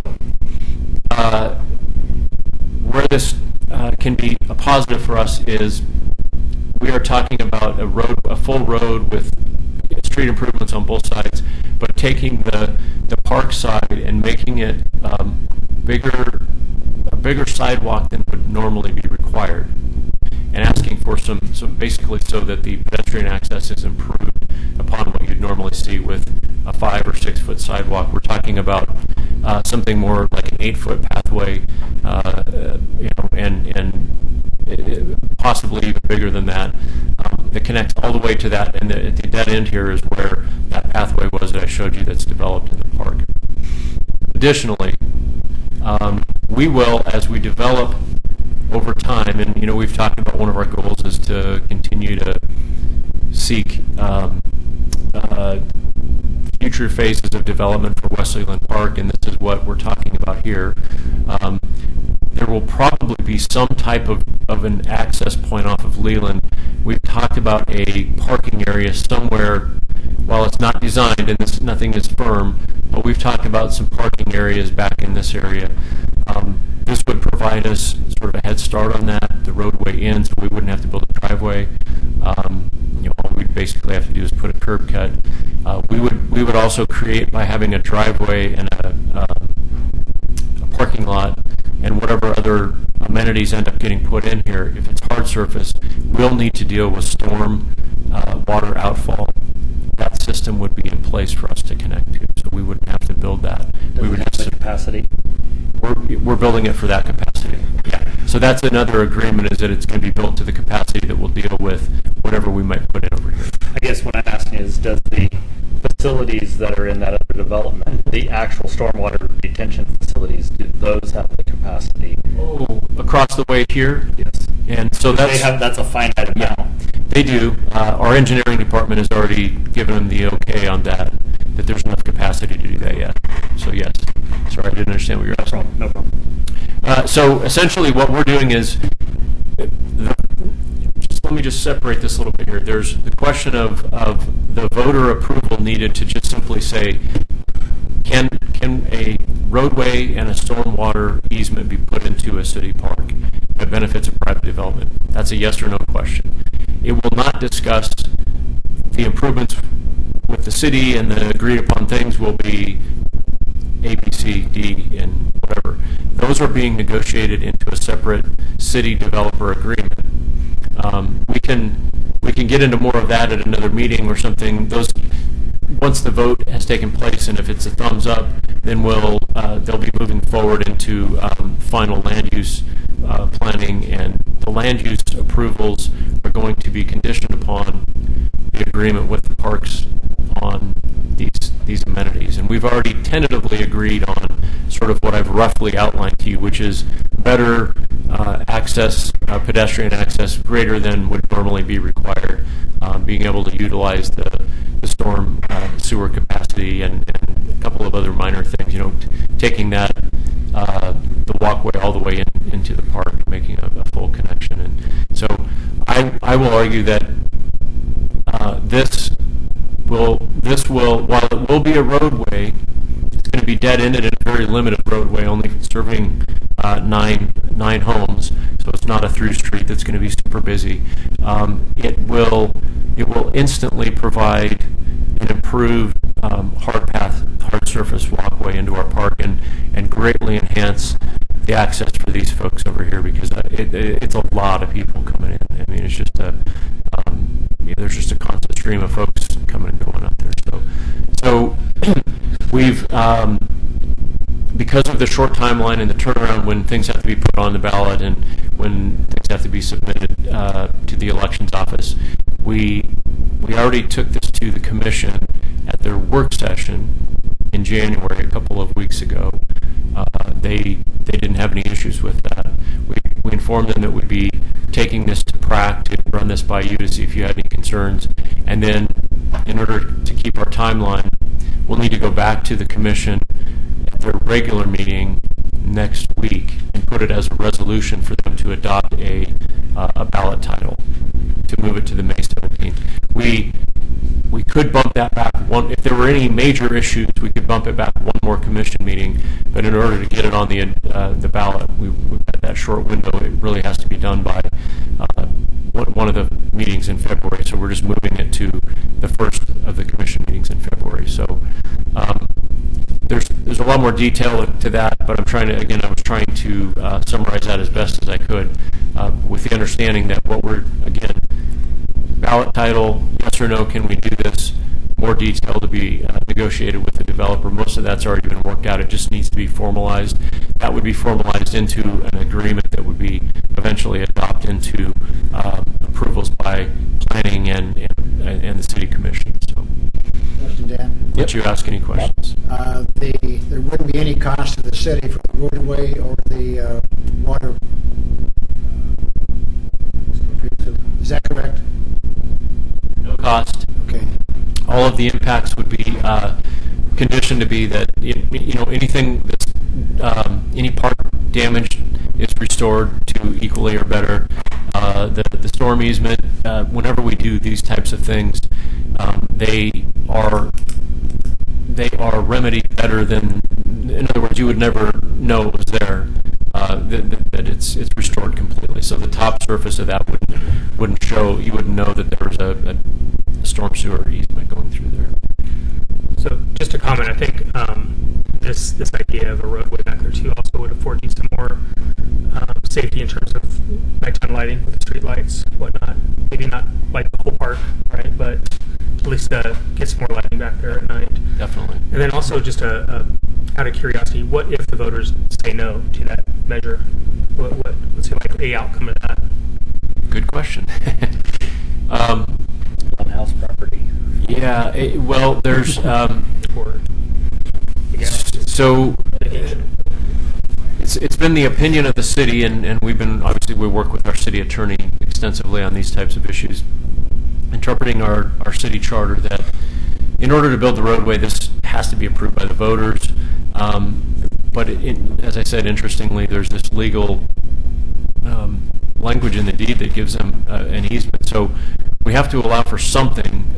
That something could just be a driveway, and that would limit. It would limit what they would be able to do, is what I think. But the ball would be back in the property owners and the developers' court in terms of what legal remedies they would choose to pursue at that point. So, yeah. My only question when you brought it up earlier and you brought it up again now is the deed says they can have access into their property. Does it say at what point or to what extent? In other words, maybe it's the first 100 feet.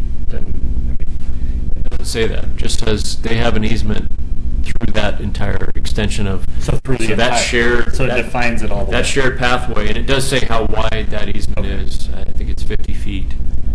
So it does define that, but it doesn't. There's no stop point except for the ends of the property. Gotcha. Interestingly. Mike? So just two questions. Is all of the road width on park property? And then when you say it's built out both sides, does it allow for parallel parking on both sides?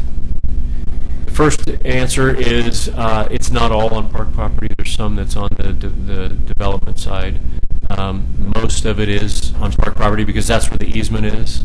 But I think the sidewalks and some of the finishing stuff will push into the property, the private piece. And then secondly, the parking on the on-street parking will be dealt with through the formal planning processes that have not been concluded yet. There will be some parking along the roadway, which that could be problematic in one hand because the neighbors or the residents that buy there may not want a bunch of people for the parking. but it is a public roadway, and therefore some of that will probably be beneficial to the park users to park. So whether, how much parallel parking and where the no parking signs get put and that kind of thing is still to be worked out. But yes, if I understand where you might be going, is there's probably going to be some parking added on the right of way there. But I think there's going to be some back and forth between the developer and the city about we should at least limit some of the parking in front of houses to a certain extent or whatever. I would just say then we would, I think, like to see that come back to us when that comes around. And Scott, you're right, it's been 10 years. And when this first came up, we had another drawing that showed the roadway, and it may have changed by then. But the one heartburn that I have whenever we build roads in this city is these pseudo dead ends. And Silver Fox, when it meets Caddis, has it right on the back side of the house, where there's two metal posts and a diamond sign, and that's the dead end. And I think this is another entrance to that park. And through your negotiations, that there needs to be a curb at the end there. It needs to not look like that road has some future intent to go through, and it needs to have some different visual treatment.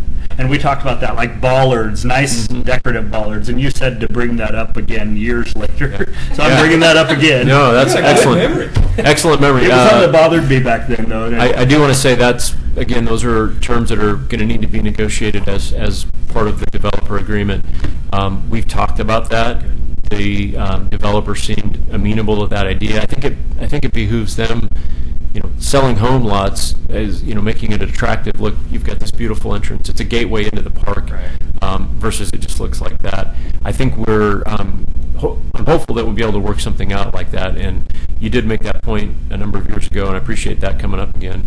But yeah, we've been talking about that too. So Well, you look at that, if you parked your car in front of lot number 9, you'd have to back up into the driveway to get out. You couldn't do a U-turn the way it looks there. There's a roadway between 6 and 9 that goes back to 7 and 8, which would be your backing in point.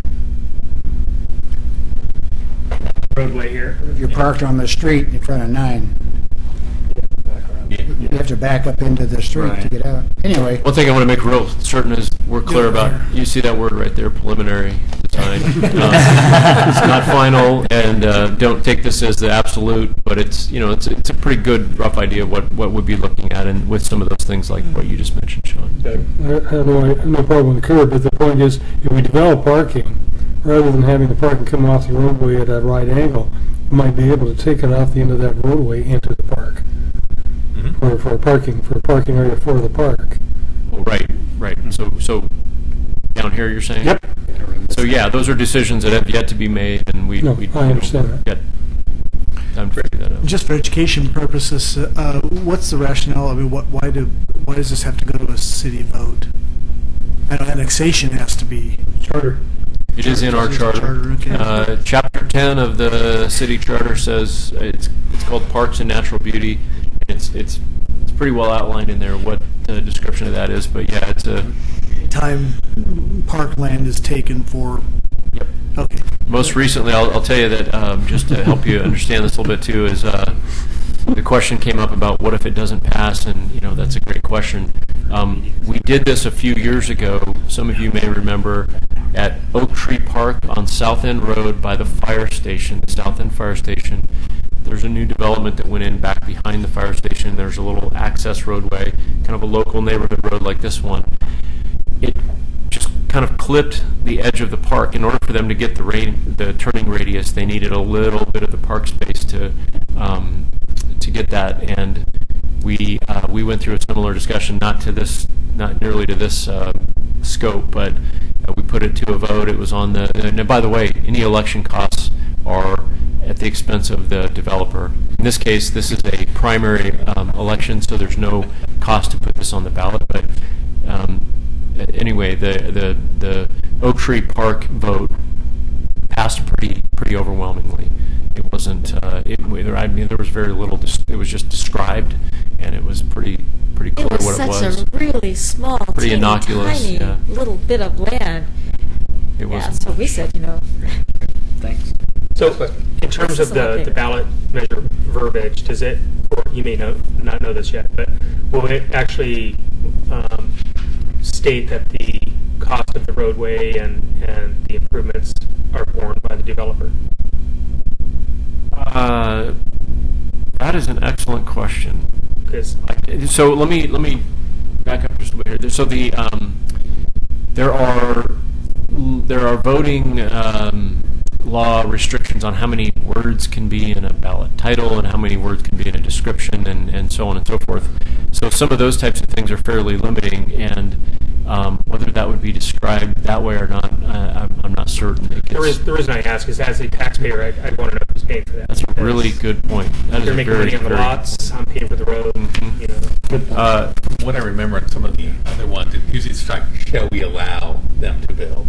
So it's usually kind of that assumption that well, okay, if they're building it, they're going to be paying for it. So, great. I think we should ask for it to be part of the ballot title.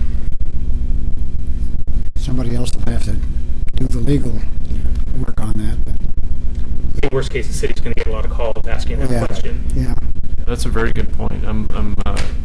I've got some draft language that the attorney was just working on in the last couple of days, so I'm going to look into that. I don't have time to read all that right now, but that's a really good point, so we'll think about that. Once you have a draft, do you think you can email that out to the committee? Sure. Yeah, and it'll be part of the commission agenda next week, the final resolution, so we'll, yeah. All right. Get that together. Want us to take action tonight, Scott? I think, basically what we're doing here is you could take action if you want.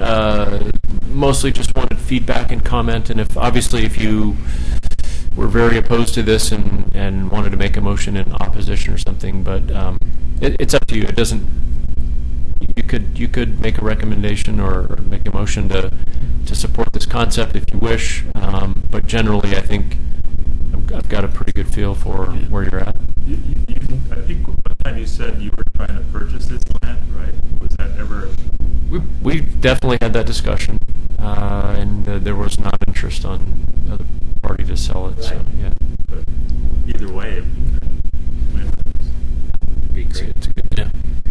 Was a condition on the easement there a condition that was placed on the city when it bought that property? Yes, that was when the city bought that property. The city knew that condition existed. My guess is they could make a legal argument if, in fact, that failed. Yeah. I guess it was a condition that was put on the property we buy for the park. I hope that doesn't come to that. But. Yeah. It also depends on when that charter amendment was first written compared to when that easement was. Oh, the charter amendment goes way back compared to the purchase of this piece. No, I'm just saying that easement, we knew it coming out. It wasn't placed on at the point of purchase. It had been. It was there. Wesley Lynn's family's. They had that same easement on their deed. So I'm saying, for example, if it was placed on their property in the 40s and the charter amendment came in the 60s. Yeah. The charter amendment was about 1970, and I don't know when that, but yeah, it was on there before the city purchased it, and I would presume quite a ways back. So they probably have that. Yeah. So I don't, I'm not a lawyer, and I'm not going to pretend to be one. No, if it doesn't pass, we'll see what the next step, legal ramifications of that are. But you're doing your due diligence, and that's what's important. Yeah. So really, we thought that we erred on the side of caution with interpreting the code or the charter, which was, even though there might be a legal argument on the other side of that they had a right to put that in, we think that the code still, our charter still says we should have the voters approve this. So I think I've got a good sense of where you're at. Again, the commission will be considering this to put it on the ballot. It's to be moving forward in the next commission meeting. I'm going to look at that idea that you brought up, Chris. That's an excellent point. And then again, the other stuff, the specifics of the details of the development get worked on later. So just understand that. We can definitely come back and talk to you about some of those things. All right. Shall we move on? Thanks. All right. Movies in the park. Just 1 second here. I'm going to turn this off. Thank you. Thank you. You left your movie options over there too, didn't you? That's okay. I read.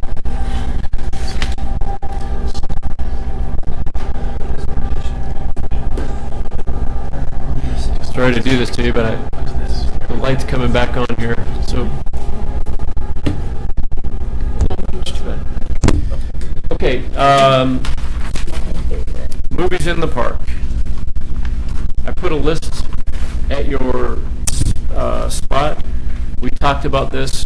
We had a couple of pretty good discussions about this last year, I think in the fall, following our movies series. For those that may not know, we do a Movies in the Park every summer at Wesley Lynn. Last year, some members of PRAC expressed some concerns about the choices of the movies. How do we make those? Who makes them? And content-related kind of discussion. And it was. I felt like the committee was still leaving it in the discretion of the staff. I mean, you don't actually have any authority to override something, but your input is very valuable, so we listen, and it's important. I think it was kind of left to the staff's discretion to do the selection and think about the content.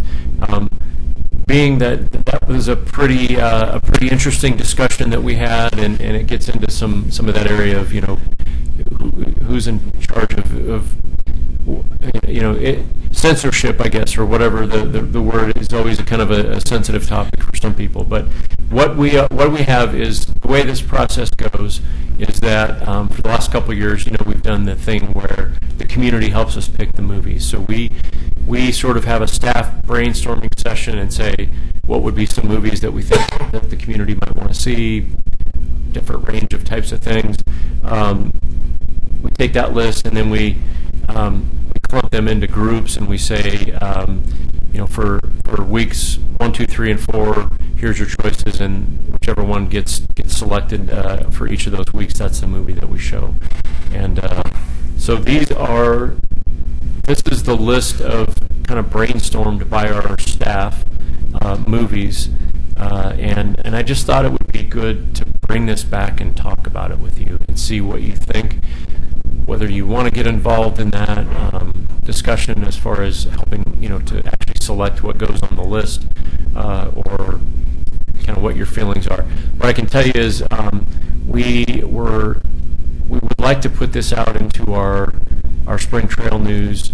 We're actually our production is weeks before we actually print that. We are producing that document. So we're over the next week or so, week and a half, we're kind of finalizing the Spring Trail News. We were hoping to put a blurb in there about kind of pointing people to the website. Go to the website, help us pick our movies like we've done, and actually kind of put a list on there. We can defer that out and just do it via the web only if we didn't feel comfortable doing that at this time. But so putting this in front of you, trying to kind of recall a little bit what your thoughts were on the movie selection process, how involved or not involved you wanted to get, and I haven't had time to specifically go through and review the content of each of these movies. There are some PG-13s on there. Sometimes those are for things of just for violence or action, and sometimes they can be other issues. And I don't know all of the content issues on this one. I again didn't have time to research all those. So wanted to kind of just put that in front of you and tell me what you think, so that we have a little sense of where the committee's at on that. Well, it's interesting. I actually been thinking about this since the meeting where we had. It's kind of, I'm kind of split on it, I have to admit, and it's and I understand the concerns about some of the content. I guess the question is, in my mind, is this a family movie night, which then really gets into, I mean, if we advertise it that way, and then it needs to be a little more, rated less in, violent. less violent, more G2 PG kind of rating. Or if we just leave it as the movie night, do we need to provide some kind of a link out on the city website to, I don't know, I know there's a number of different kind of like family rating review sites, and I don't know if we can find one that's... I think they put the ratings on that thing. Right, the ratings, there's even those ones that review and say, well, this is why, and they said this is the kind of content, and these are the specific things you might see. I don't know if that would be appropriate or not on the website, just to give people additional information about what they may come and see. You can certainly do that, yeah. We had a complaint last year, I believe, or we had some complaints. I complained. about. Didn't somebody I think it was complain to Pittsburgh. you, Doug? No, I complained. Well, I know you did. I saw the content. of the By movie, I yourself? complained. Nobody came to you? The answer is yes. There were I people thought that- so. there were I thought people you that- said that. And some yes, people yes. left, were upset and left. Is that That's correct? right. Okay. I think so, yeah. So, Well, I think when we discussed it, my recollection was the conclusion of that discussion, if we can wrap us back around it, was we asked for you to just do what you've done. And so I think for me, I'd like to take this home, and I plan on emailing the group if I have a concern about one, at which point Scott would be copied on that, and you'll see my comments. And I think that's where I would be comfortable taking this forward. If you don't see anything from me in the next week or so, I'm probably fine with any of them. Like Dan's idea where the public will have an opportunity to know the rating. I think that would be important. Well, to know. so for me, I mean, I think the ratings could be a little bit misleading because Mission Impossible, there's a lot of violence in it. Mean Girls, if it's the one I'm thinking of, there's bullying aspects to it. oh, yeah. You know, those are, you know, I have a 4-year-old daughter, and I'm sure you have the same concerns I do. I mean, I wouldn't take her to go see those movies. So I think the ratings are fine, but I think it needs a little bit more content behind it to say, you know, there's probably some language in there, there's probably some violence. That way I would know not to bring my 4-year-old. You know? I think the question is, if some people are going to go to the movies thinking it's just a family movie, and that's what happened when this one particular movie came out. We had people with little kids there, and the language is bad enough that they didn't want to have it. But in reality, I think, also as a parent, I think I would be researching the movie before I took my daughter there. Yeah. So common sense would tell me to do that. But I know common sense. Sorry. Well, and not that I'm calling it out specifically, but yeah, you mentioned Mean Girls, and that would be one if people want to review, and that's going to be very much like the movie that we had the complaints about. Yeah. So, Well, and is there a possibility, Scott, for example, of you packaging all the PG-13s on a night? Rather than putting them all against That's a great idea. Minions and Minions and Mission Impossible together, and that way you know that the third in this series is probably a night that we might want to change our focus. Something to think about. That is a good thought. Yeah. Well, I don't know. I think if the city puts movies in the park, there's the expectation that people can go feel comfortable taking their kids to see it. I agree with that. I agree with that. Yeah. I agree. And I'm just curious, some of the old classics like Three Stooges, and are those just not in demand? Nobody wants to watch them. Violence. Violence, And you know, I go back and forth in my Way mind too too. much It's like, hype okay, so in as a those. teenager, rather than going out and hanging out on a street corner or something, I'd go see Mission Impossible in the park or something to hang out with my friends there. So, you know, you It's got both sides of it. Yeah. The problem is it's subjective. I mean, I agree with you, Doug, in principle. As soon as you say it, I'm right behind you. But then I go back to Mission Impossible as a perfect example. I'd love to sit down and watch that in the park. Yeah. From a rating standpoint, I would line it up against another one I'm questioning. I guess my problem has more to do with, almost any of the superhero action movies are going to have some violence in it. I mean, I understand that. I guess I'm concerned more about language content. Yeah.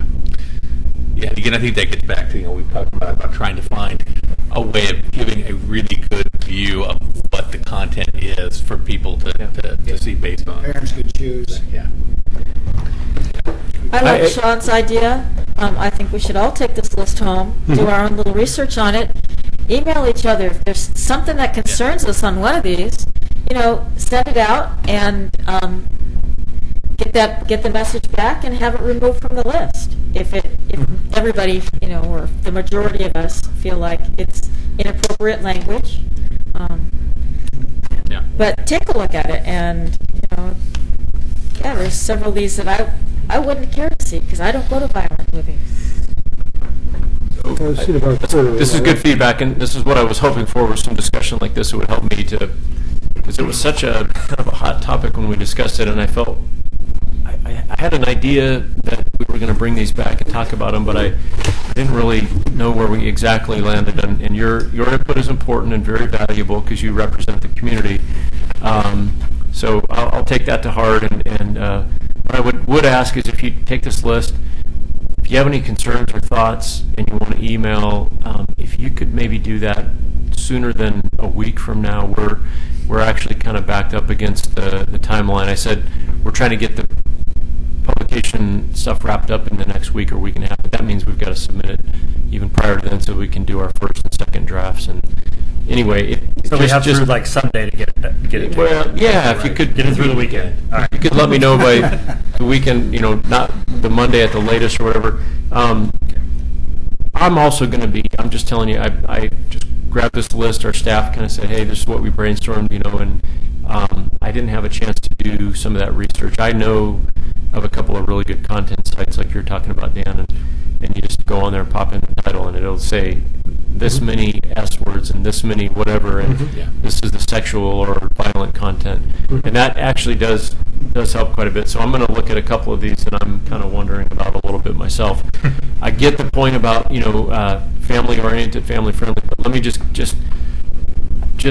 put back on one little perspective here, and I think somebody said it, maybe it was Chris or somebody else.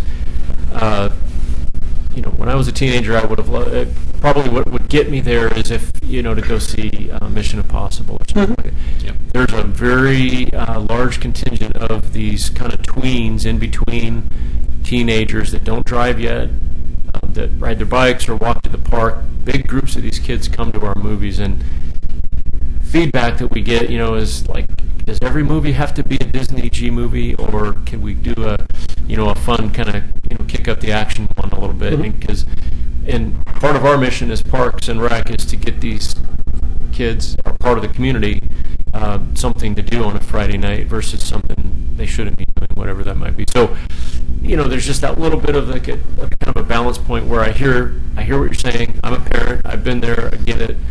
But I also have the part of my job that says, we need to get these kids to come and do something. And but anyway, we hear you, and maybe if you have something by Monday at the latest, shoot it back to me. I would appreciate that. And this has been a helpful conversation. All right. Okay, thank you. All right. Possible relocation of the Larry Dahl Monument to city property. Do you want to introduce that, Sean? Sure, I'll start off. So when I first became aware of this, was on Veterans Day. I was at the VFW, and Doug Neely came in with the police chief, and who's also I met him there. I didn't come in. Oh, met him there. Okay, well, and he's also, the police chief is also a veteran, and they brought up to the VFW commander the fact that the only Medal of Honor recipient from Oregon City has a large monument that's in a flower bed between the bar to the south of the museum and the museum parking lot. And it's in a kind of an odd spot, and you would never know it's there unless you were really pointed to it. And that seemed like a bad place for such a significant monument. And it was their urging, I think, if I'm speaking for Doug, that the VFW get involved in doing what they can to try to relocate it to a more suitable location. And as that conversation has progressed, the entire membership of the VFW, it was all in favor of that. And then that went a little further, where the post commander has contacted the director of the museum, and the museum is in favor of removing it from their parking lot flower bed, so much so that they've offered at this point to donate up to $500 towards its relocation. I think the VFW is clearly thinking something similar. And they're proposing to put it basically at the entrance to the McLaughlin Promenade and getting it done sooner rather than later. I know there's been some conversation about possibly down the road moving it down onto the mill site, where somewhere in the what's the word I'm trying to say, the Legacy Project site. But I think we all looked at that as, that's a 7 to 10 year project, and this needs to be fixed. Even if it has a even better location later, let's do this now. So I think the reason I asked to bring it to us tonight is because that is park property where we're proposing to put it. And so I think we need to deal with permissions and who would do the work. And so I think right now it's just up for discussion, possibly approval from this body of that site as an optimum site to move it. And then I think the last piece would be what sort of efforts we could get from city staff, namely the park staff, in planning and possibly the actual action of moving it. I spoke with John Waverly about that. For example, I don't have a backhoe and I can't transport it the eighth of a mile, but the city does. So I think there's some partnering there. And the other piece to mention is, there's been a couple groups that have said that they have monies to pledge towards it, and also there's the oldest Boy Scout troop west of the Mississippi is now meeting at the VFW post. And generally with those groups, there's always Eagle Scout service project opportunities, and they have a boy looking for a service project opportunities, which could be included something like the foundation for the site. Thank you very much, because it was what you sent out was actually a really nice proposal.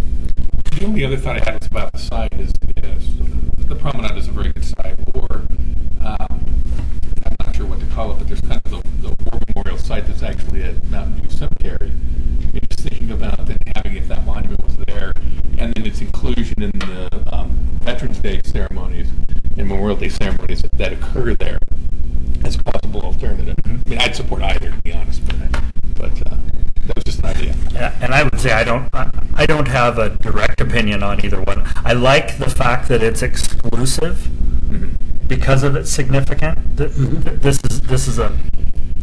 It's completely different than any other. Well, it would definitely be seen more often if it was at the entrance to the promenade. Right, and that's why I think this adds to the significance. It's in front of the Veterans Memorial Building. However, I will very clearly state that from the VFW standpoint, its number one goal is not to place it there. It's to get it out of its current place to a better place. So there's a clear distinction there. As well as you've got that nice walkway there where a lot of people don't go to the memorial ceremony, and I imagine there's a few that go there on occasions. Other than that, probably very few. There are always people walking the promenade. That's a good point. And I think that's one of the reasons that would be a really good spot. I wanted to just take a minute what he did. It was the Vietnam War. He was a gunner on a truck, and a grenade was thrown on the truck, and there were several people on the truck. He threw his body on the grenade to save everybody else's troop. I mean, it was a really tremendous, courageous action on his part. Selfless. You also brought up earlier about family. I'm sorry.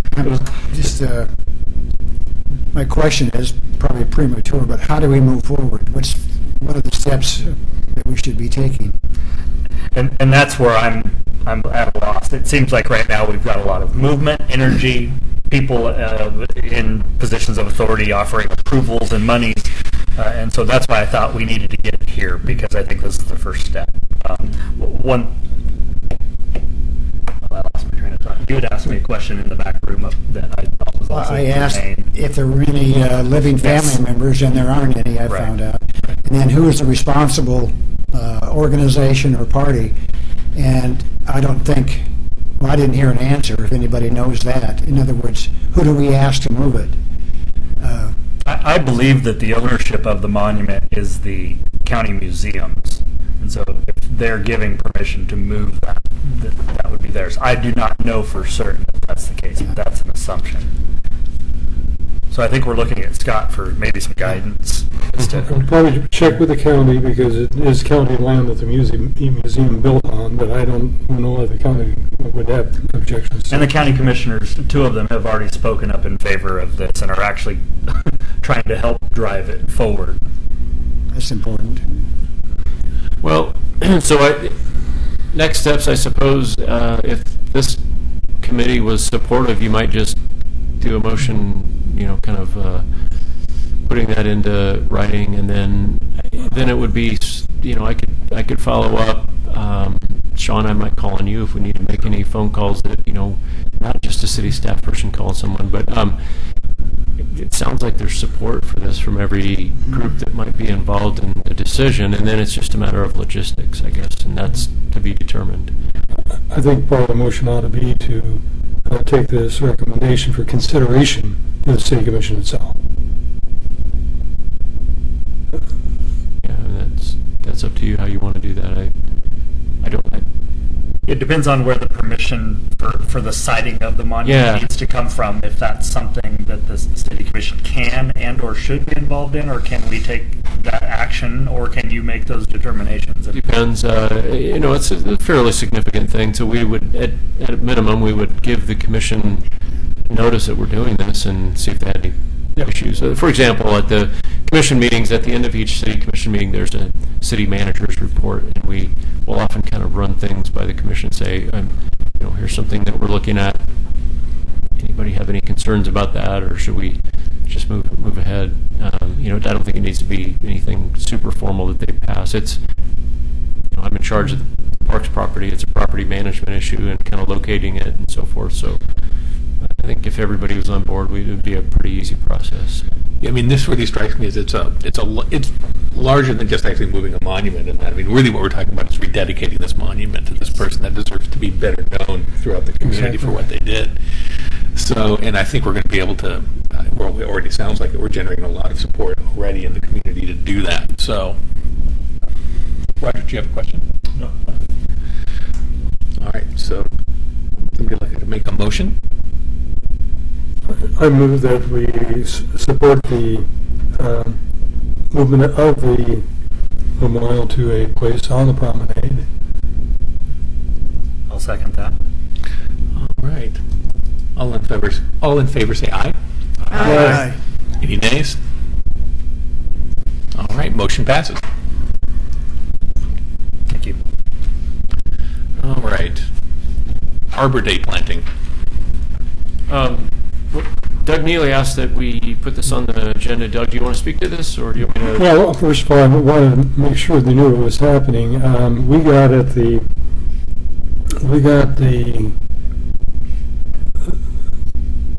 I guess the planning department does it, but has an activity point, and one of them was put forward at the by Peter Walder, who's our staff person in the Natural Resource Committee, that there would be a invasive species effort and perhaps a planning effort at Hillendale Park, and I didn't hear about that from the Parks Department. So through this process, I think it's great. I have no problem with it, but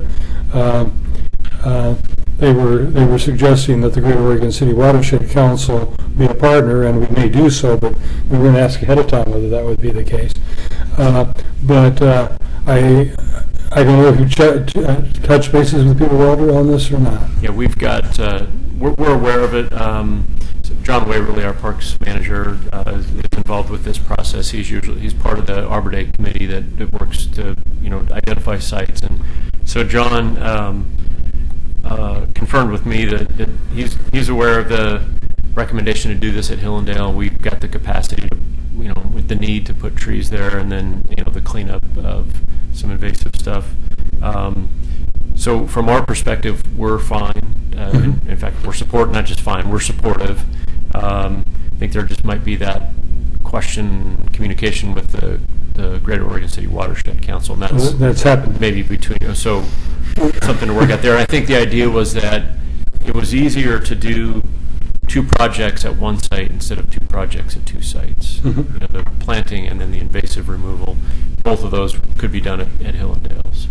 But there's nothing preventing members of this body here for participating in that effort, and maybe that's one of the things that I would like to have. Is to let us know that it's going to happen when and so forth, so that this body could also be involved. We'll, not only in the Natural Resource Committee, but we'll keep the committee informed of the date and the opportunity to volunteer. So the date has not been set?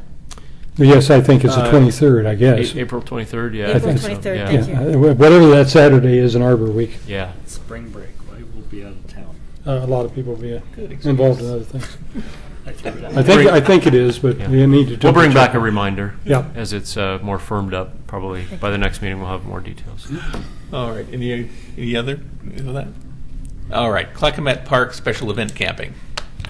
Blaine, you asked for this one on the Yeah, agenda. So if you I'll want. try and be as brief as possible. A few weeks ago, Mayor Holliday got a letter from an email from Phil Gagnon, who is part of the Siskiyou Cycling Club in the Ashland area. And he said that he leads tour groups, cycling groups for seniors all around the state. And so he was wanting to know that they were planning to come to Oregon City, spend a few days, visit the museums, go in the restaurants, all of that. And so most of the group, being seniors, they wanted to stay at the river shore. But some of them are diehard campers. And so he wanted to try and keep the group together. So he asked Mayor Holliday, well, can we camp in the Clackamas Park or in the RV park? Or, and so then I asked Scott about that. Evidently right now the rules are, as I understand, that it's not amenable to that they don't allow camping in the parks. There's been trouble with that in the past. And so I thought it'd be good to bring it to this committee. Now that the depot is opening, the bike bistro, and that'll be coming in April. And that's very cycle tourism focused, and so I think that this Oregon City could become a real focal point for cycle tourism. And so it just occurred to me that this could become more of an issue. And so how are we going to solve that? Can we find a place for cycle tourists, and in particular this group? And by the way, it was very interesting to me. I said, Phil, I'll bring this to our Parks Committee. Maybe I could show some photos of your group. Could you send a photo of yourself and maybe a couple of your folks, whatever? He sent a photo of himself. This is the only one I had. Phil is 84 years old. I could not believe it, and this guy is leading tours around Oregon. It's like unbelievable. So anyway, I just wanted to bring this to you and have a discussion and see what is possible. Well, Scott, we do events in the park. We do events in Clackamas Park. If we regard it as essentially a special event and treated it as such, we're not opening it to tent parking in general. We're just having this special event with these people coming in. Is there an issue that we can't deal with it as a special thing? It's 2 or 3 years. Excuse me, Scott. Question on that. I was going to mention. I seem to remember 2 or 3 years ago we had a discussion about this policy, and as I recall, PRAC was given responsibility to make exceptions. Is that correct? Do I remember that right, Scott? It kind of started and then sort of stopped, was sort of tabled, basically. So quickly, just to clarify what Blaine had said about it's against our rules, and it's not just in our park rules, but to add another layer of complexity, it's in the city code that no camping is allowed in public parks, so except for at the RV park.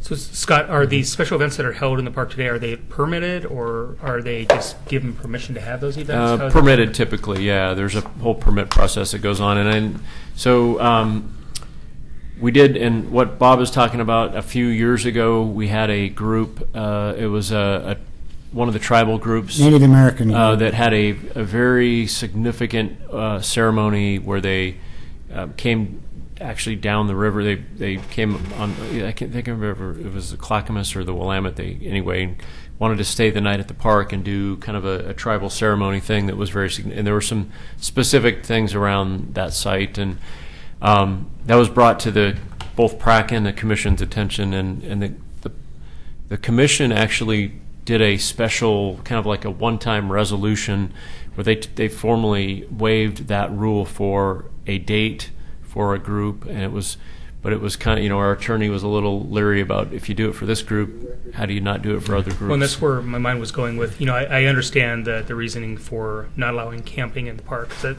if you do it for one group, you kind of open Pandora's box, and you have the folks from Newell Canyon coming out and maybe going down there. But why couldn't you permit something like this? Well, the short answer to why we can't is because our code says we can't do it. We don't have, our city code says no public Just, parks. so it's that It doesn't say okay. allowable by special permission.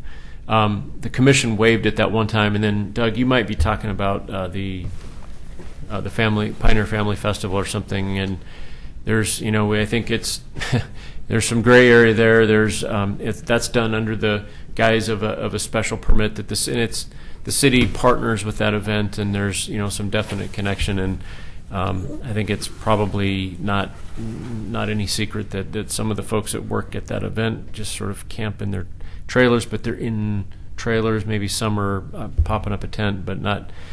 And we don't specifically give permission for that. It's just under the guise of this bigger event. So we probably skirt that rule a little bit on that event, and that's a long-standing thing.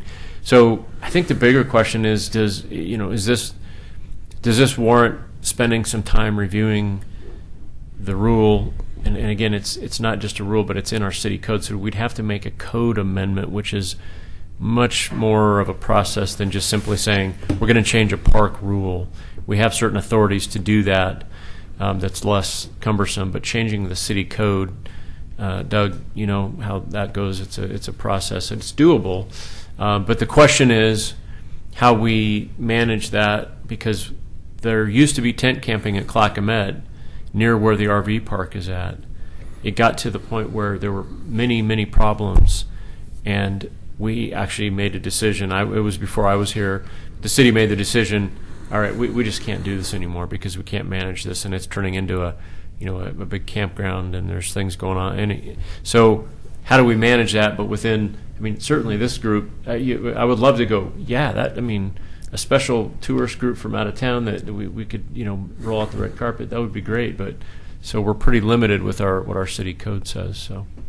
So I'm trying to think outside the box, and I'm not hearing this yet. But when I visualize where I would want to camp if I was that group, it would be just to the south of the RV. Yeah. And is there any way to modify the rules in such a way that you can have a group campsite in the existing campground, which can allow tents with the same rules that the rest of the campground has? It wouldn't be general camping to where it's just, this is a camping site, anybody can come to it, but this is for group. No, I'm just thinking you go to a state park and they've got group site 1, group site 2, and so you make that grass area group site 1, rented on a particular case, and so it is within the existing campground, and maybe we're not broadening it up that it's the whole Clackamet Park and they can just pitch a tent wherever they want. Here's the site, it's part of our existing campground, and just see if the rules can be tweaked in such a way that would allow for that. But are they going to provide? Excuse me. Are they going to provide their own self-contained trailer? Because there are no bathroom facilities there unless you're going to walk all the way across the park or down to the end of John Storm. And that's part of the reason why we have, you have to have not just a trailer, but it has to have its own bathroom. When I go to the state park, though, they've got one bathroom in the middle of a large loop, and sometimes it's 150 feet away. I get your point totally. There's no showers. There are showers at the other places, but I'm just wondering, is there any possibility to we keep talking about it. The city's going to be a tourism destination, and here you've got a tourism opportunity, and what we do is put up barriers. Now, we could treat this as a special event. These are the kind of events we can permit specific tours with the specific expectations of what's done. But, are we really want to have people here who will stay in hotels or bring their trailers? Is that the only aspect of tourism we're willing to accept? I don't know. That's a question for the community to answer. That's why I would want to caution us to think about this carefully, is that something along the path of our history, I think the tent camping area was almost exactly where you just described, Sean. Mm-hmm. Something along our history made us undo that and said, this isn't working or whatever.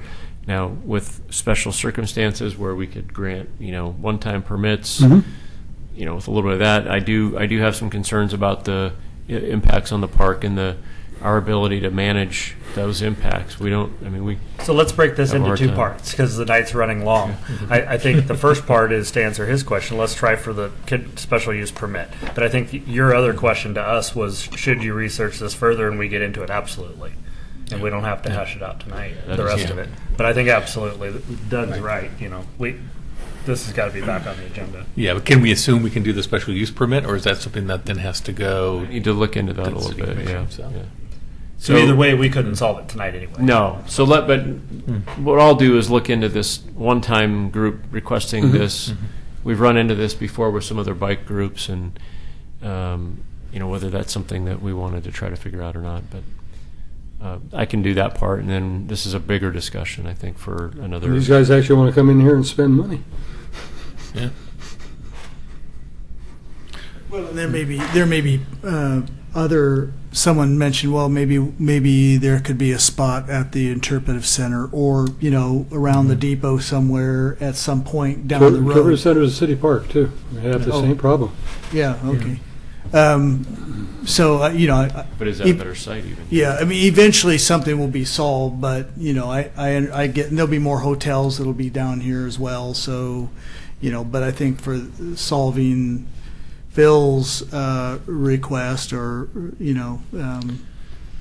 that would be great if we could accommodate their group. But I'm willing to. While he's researching that, if you can get a hold of them and ask them, with no indications of whether anything is going to be approved, how many tenders do they think, based on their experience, they might have? Yeah, and we can do that research. It was just kind of putting the flag up tonight. So Great.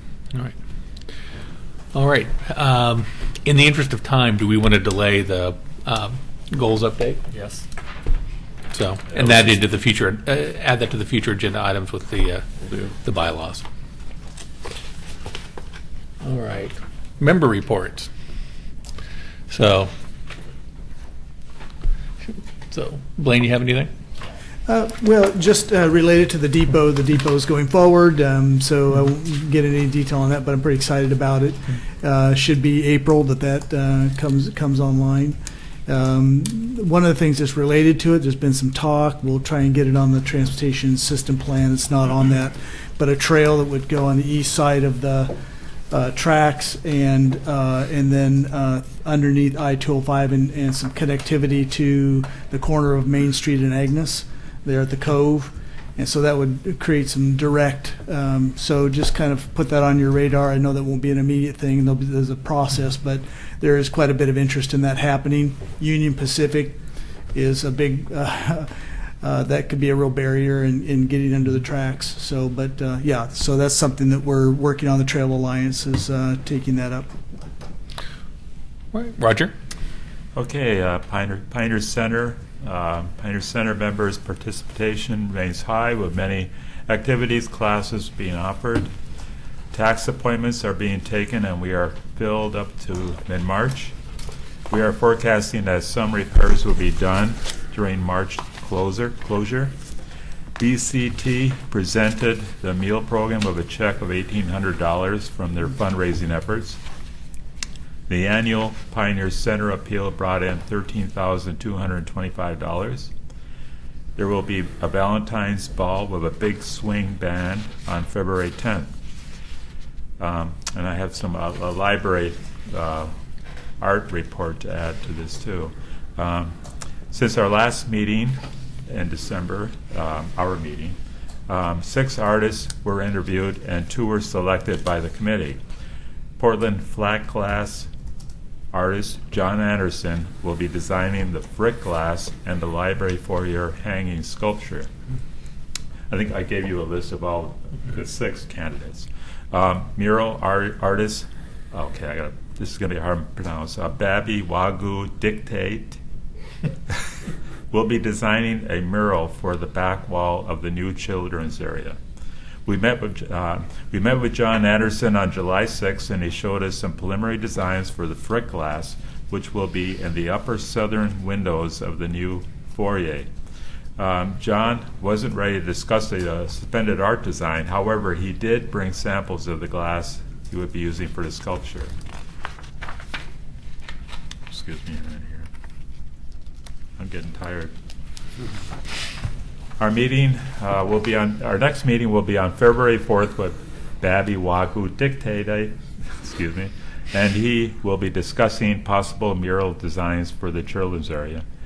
Later on that same meetings, we will meet again briefly with John Anderson to discuss the Frit window design. That's all I have. All right, thank you. Joyce? I am really looking forward to getting a staff report about how the off-leash dog areas are going, especially as the summer and the warmer weather is approaching. So let your neighbors know we have those off-leash areas, and let's see what we can do, because I would love to see a fenced dog park on that backside of Wesley Lynn. All right, Sean? I have several things. So I will be attending the daddy-daughter dance in just a few weeks with both my girls. It'll be the last time I have that opportunity.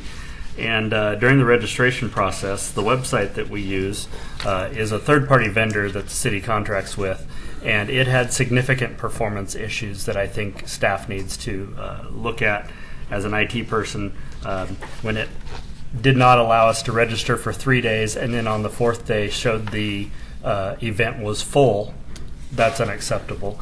And I thought it was just our experience, and ended up talked with several other people that are out of this event that had attended in years past because of the performance of the website. So I brought that up with the people on the phone, but I thought it needed to be brought up here.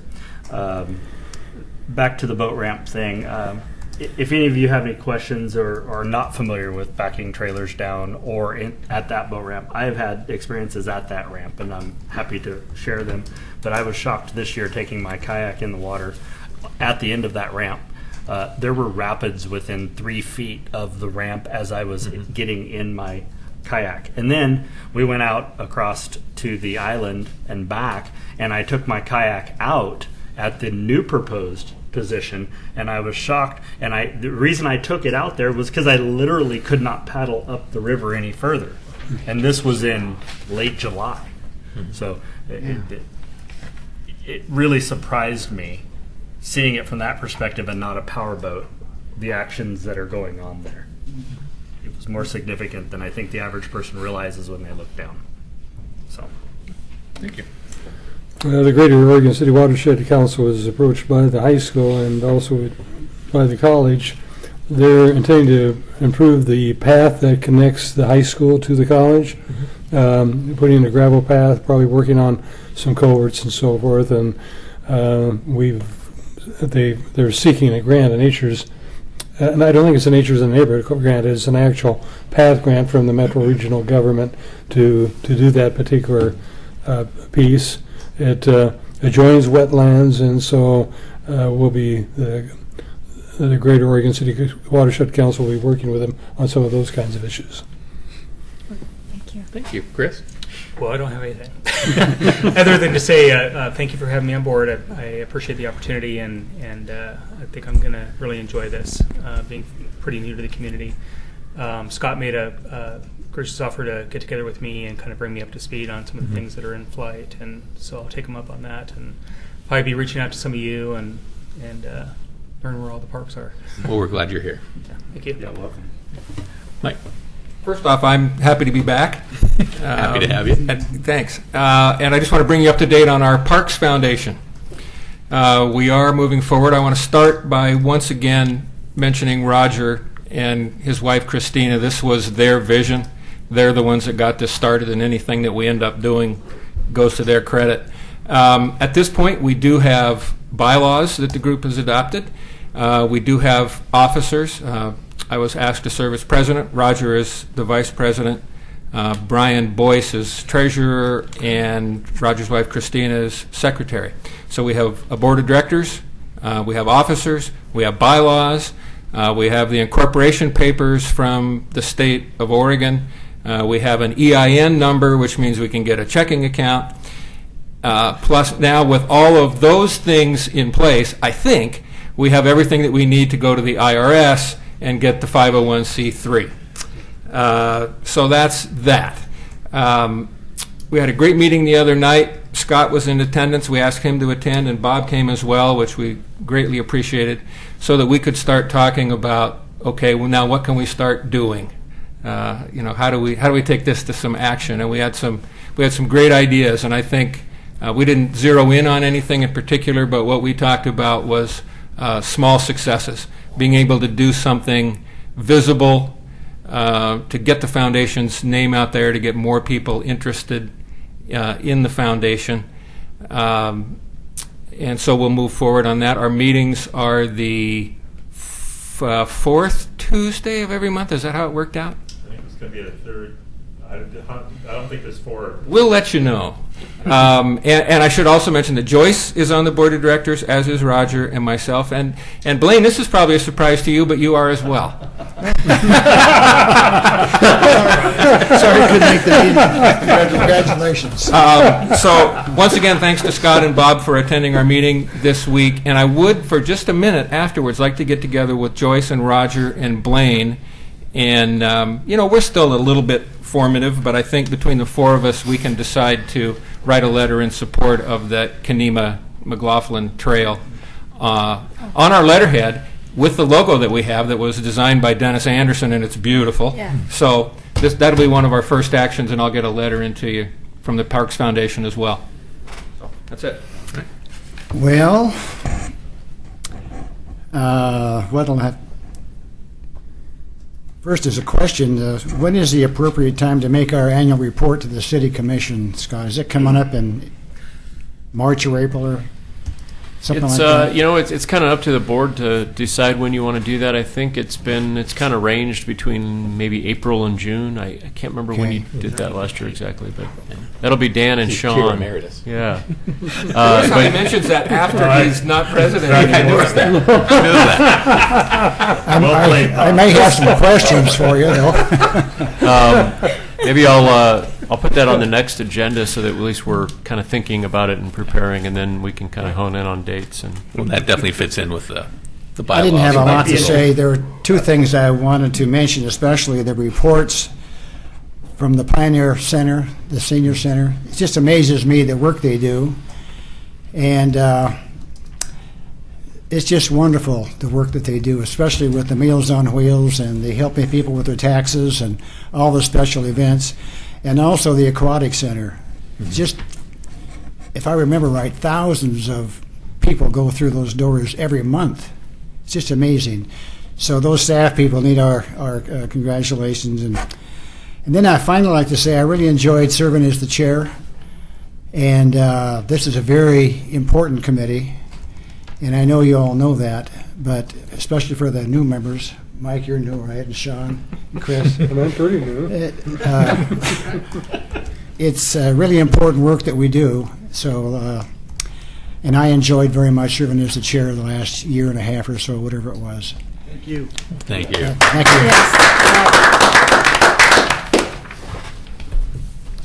All right. I have nothing. So, staff reports. Sure. So first of all, I want to say welcome to the new members. Chris, welcome, and then Mike, welcome back.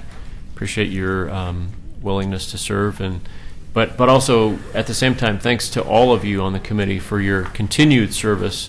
To me, it's just impressive I'm looking at this full dais, and this is a 9-member committee, which is it's one of the bigger committees, other than maybe the once or twice a year committees that meet, the budget committees or I'm trying to think of something else, Metro Enhancement or something that has quite a few members. But actually, it's been, it's not even that big anymore. So, and it wasn't that many years ago. And Sean, I know you were involved in, and I don't know, Mike, if it was during your time or Doug, but we struggled to fill this board for a few years. We changed bylaws to 7 for a while. Yeah, we dropped it down and then we flexed it, kind of back and forth. But anyway, just thanks to all of you for your continued service and what you do for parks in our community. It's very enjoyable for me as your staff member to have such a vibrant and big committee and such interested folks. So the recreation update already been distributed via the email, so if you have any questions about that, let me know. Chris, just for your information, we send out this monthly recreation report just full of information and stats about what we're doing, and that's just kind of informational. If you ever have any questions, just let us know. Waterbork Park, we already covered that a few hours ago. And then the one final thing I had that wasn't on your written agenda was I want to mention the Buena Vista House. You may have heard some of this information, but Buena Vista House is the little building that's at Atkinson Park. We've talked about the fact that it's been closed. It's basically been condemned for structural purposes. It's not suitable for being open to the public, and we've had some discussions about that.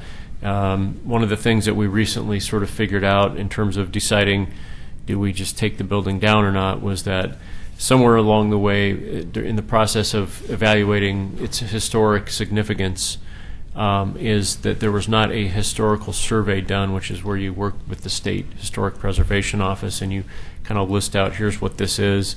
Does this have, significance to the level of being on either the local historic register or the National Historic Register, which it's not on either right now. And we missed that somewhere along the way over the course of history, and we are doing that process right now. So that'll maybe give us a little guidance on, going one direction or another. So we'll be keeping you informed on that. So that's all I've got. I just want to say, I hope we can keep it because we keep losing all our historic entities in the city. And I found, searching for grants for the foundation, I found one here, and I'm sure you might already know about it. It's from the Oregon State Historic Preservation Office. And part of it is, I know that this is in the historical site, but in here it says, let's see, either a a site listed as a national register or a historic place, either individually or as a contributing property in the historic district. And since McLaughlin neighborhood is a historic district, then this might apply to that and take care of that historic, the need for being historical in the National Register. So I can give you Sure, I'll take that. Isn't its candidacy being evaluated in terms of the local register? Is it a candidate? I'm not sure. No, I thought staff was looking at its historical status. That's part of that discussion, right? Yeah. Because right now it is not on any of the historic registers. Right. Also, I forgot to say in my report, I want to mention, especially for Chris, our meetings don't usually go this long. This was an extraordinary meeting. I mean, we just had a lot of discussion, especially presentation types of things that all just kind of hit tonight. So don't let that deter you from wanting to be here. I just want to point out it is still not the longest meeting that there has ever been. It's not the chair's fault that this meeting was this long. Well, Lisa went to 10, so you better hurry up. Better hurry up. So, any other business? So, next scheduled meeting, February 25th. This meeting is adjourned.